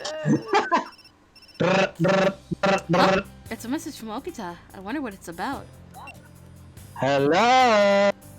This is... Oh, what photo are we getting now? Oh my god.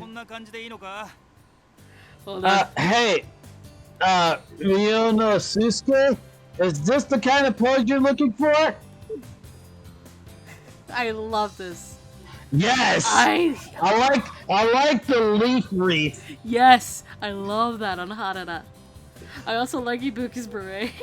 Yes. I Hey, Ibuki, is this the pose you wanted me to be in? I'll be fair and say, even in this universe, Ibuki becomes an artist. Yeah. Yep, just like that. Just like that. Just stay like that and don't move, sir. Oh, okay then. Um,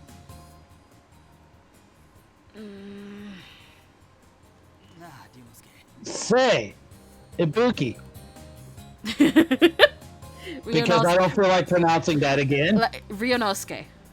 Ryonosuke. See? Ryonosuke. There we go. Don't move! Now, just hold on a second. My arms are getting tired. I said don't move! Ah, damn it! The angle of the elbow is different now. If only you concentrated this hard on you in your usual classes, too. Ibuki did say art is his favorite class. Ha! There it is! I wonder if he'll pursue an artistic career in the future. He will. Rest easy on that. I think he has a route. Anyway, epilogue. Just the two of us. What? Hmm. What? Just the two of us. I don't think we're going to be able to get through it, but let's try. And so, suddenly it was March of my second year. Soji was graduating from Hakuoki Academy this spring. Oh. The day of the graduation ceremony dawned bright and clear. The procession of graduates left the school gym, followed by the PTA members, and finally the rest of us students. Man, time sure flies, huh? I can only believe it's gonna be our turn to graduate next year.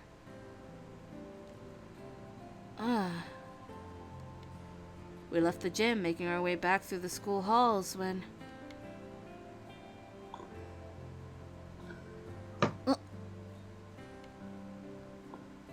Hey, what's up? Your expression changed all of a sudden. Sorry, Buki, I'll be right back. Shoo! Hey, Yukimura! What about homeroom? Forget homeroom. This is more important. Ibuki's voice echoed at my back as I left the line of students. The shadow I glimpsed just now had to be... this damn tree. Of course, this damn tree. Soji, what are you doing in a place like this? Just as I thought. Leaning against the wall facing the rear of the school was my capricious boyfriend. Yep, capricious. I know, I had to learn that for a song. Aren't you graduating students having your last homeroom right now? Right about now? Eh. But I can stand to listen to Hijikata drone on at any old time.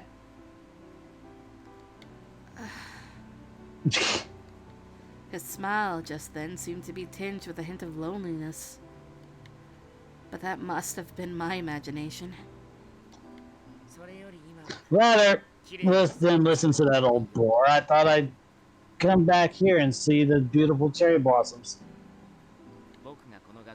It's my last spring here at the school, so I wanted to come say my farewells to you. You sure like it, don't you? I really like this cherry tree's flowers. Hidden away in the back of the school. I like it a lot. Somehow there was something vulnerable about Soji as he stood there beneath the drifting cherry blossom petals. I even found myself thinking it seemed like he might fade away with them, disappearing from sight. You mean like Master Oogway? The fact I know what the fuck you're talking about. Yes! That was why. I felt like I wanted to grab hold of him. I summoned my courage, calling out to him. Do it, Chizuru! You can come here whenever you want to visit the cherry blossom tree. Just like how you can see Hijikata-sensei anytime. So don't say you're saying your farewells. Please come visit us here at the school anytime too. You're right. I'll even come to see your graduation too. Maybe.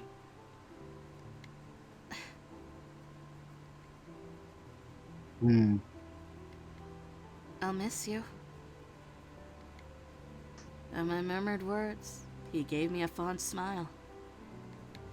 His gaze, mischievous but gentle, squarely met my own. Even if I graduated, I'll come see you, you know. On days you're heading home late, text me. I'll come and walk you home.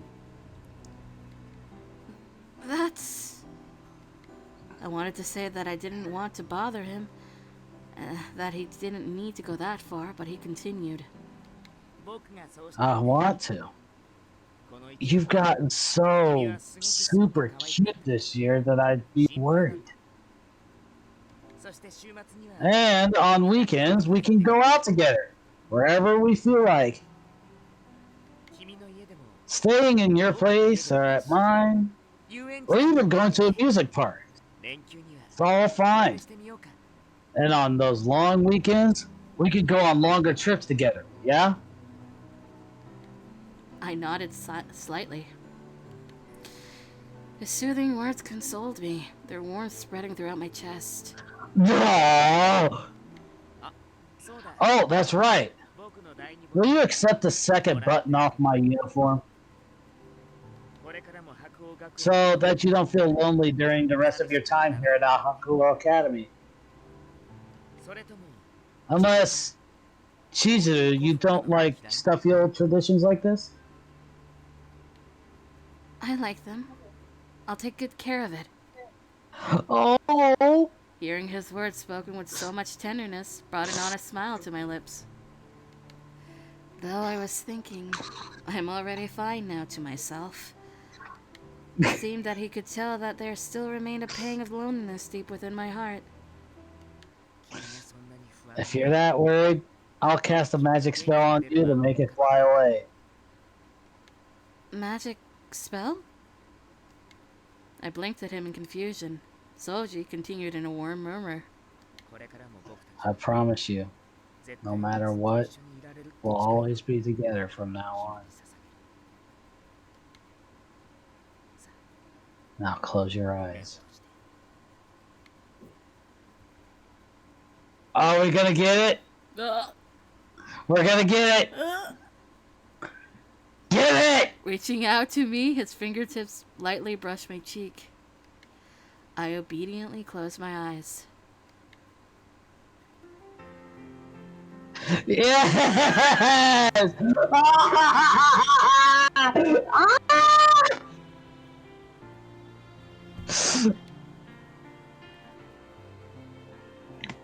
Nope, we're not reading the text. We're gonna stare Not at this. yet, not yet. Oh. Oh. I know I acted like this on Hijikata, but still. Are you okay? It's so beautiful!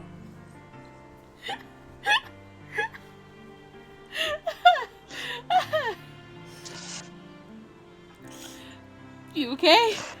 Yes, I'm fine. It's just allergies.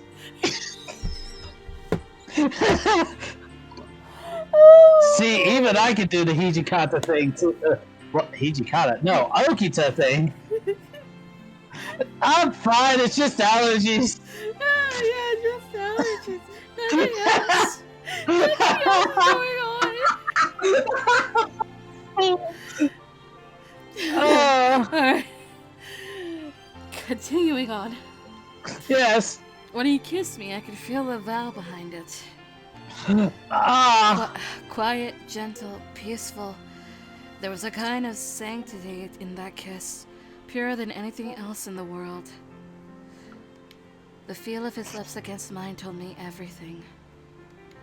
Declared his feelings to me. Told me how he loved me from the bottom of his heart. On that day, amongst the falling cherry blossoms. I love you 3000. In that moment, I could feel that our hearts were joined more strongly than ever before. His lips parted from mine as gently, as slowly as they had met as he ended the kiss. As he drew away slowly from me, he looked deep into my eyes and said, It's alright. I'll always be together with you, Chizuru. Saji. Tears welled up in my eyes, and one slipped down my cheek. Midget is not okay. Midget is not okay. It's so adorable! It's alright. I believe you. I really do. Even if we have to be apart sometimes, we'll always return to each other. Hearing my words, Soji gave a small, teasing chuckle and tilted his head to one side. Then why are you crying?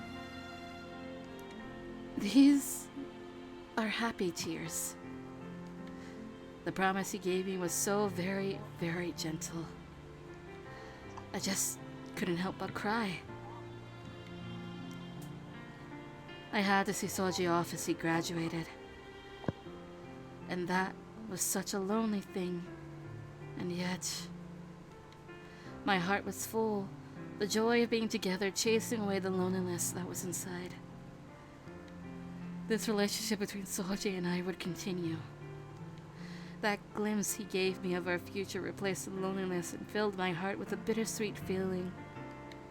I knew I couldn't lose to him. I had to grow up more too. After all, the Soji standing before me, who'd grown even more mature, had stolen my heart all over again.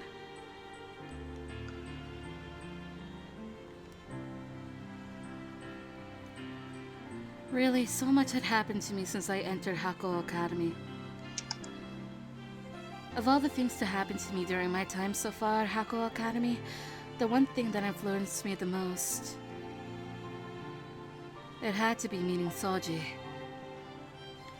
During my 2 years at this school, my feelings for Soji had taken root and grown. Even now, he still teased me, and I often couldn't grasp what he was thinking. But I thought I'd grown to understand him better. And really, I always had the most fun when I was at his side. Those 2 years I spent with Soji had flown by in a blink of an eye. Seeing him lined up with the other graduates, I felt a sense of pride, but I couldn't really erase how lonely I felt then. I wanted to spend just a little more time here at Hakuoki Academy with him. After his graduation, Soji would start attending university. Seeing his skills in kendo, he was scouted by a university who wanted him on their team. So when I heard he passed their entrance exams, I was even more excited than he was. Oh. As for me, I still had one more year to spend at Hakuoki Academy. It'd be lonely without Soji there with me, but I wanted to work even harder than before, all the same. We could go on dates on the weekends after all, so if anything, we may well have more time together in the future compared to when we were together at school. Yeah. And after I also graduated from Hakuoki Academy, I decided that I wanted to follow Soji to the same university. If I chose the same major, I might even get a chance to sit next to him in class. Aww. We couldn't ever do that in high school, but that wouldn't be unheard of in university. So meanwhile, I dreamt that we'd sit in the same classroom then. I knew that if I told him about it, he would surely just laugh at me, so I kept it as my own little secret. From now on, no matter what the future held in store, I hoped that our hearts would stay as close as now, and that we would stay at each other's sides.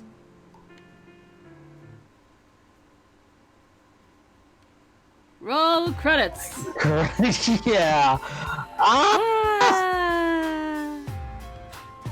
I think you missed the bonus CG we got at the end of Hijikata's. I think I did. I think you were talking to Isaac? Or Lucy? Possibly. I don't remember. Someone was there. It was somebody else, yeah. Well, we'll get to see what Okita's is. Hijika, yeah. Dan! What are you doing up? Dan? Hi! You missed a roller coaster of emotions, man. I think that bit at the end with you is going on Twitter. Oh, it definitely is.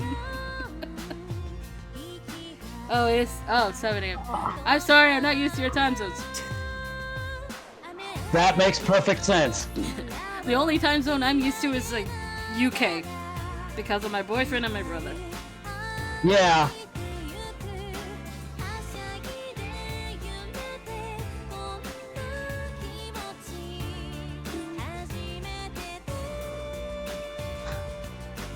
Who's next?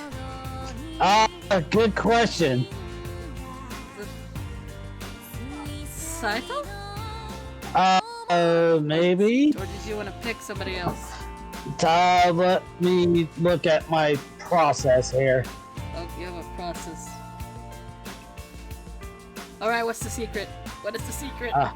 It's basically just the, No, I mean the secret CG. Oh, okay, yeah. Look. What is it?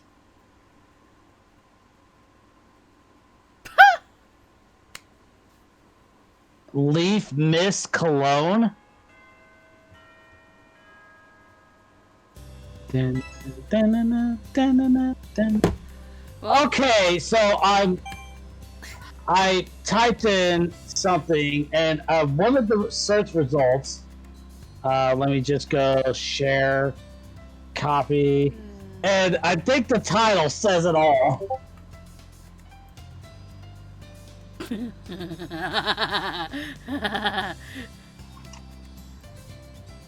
Anyway. Yeah, so what's up for today? We need to know who we're going on to next, though. I don't want the song, I want the physical opening.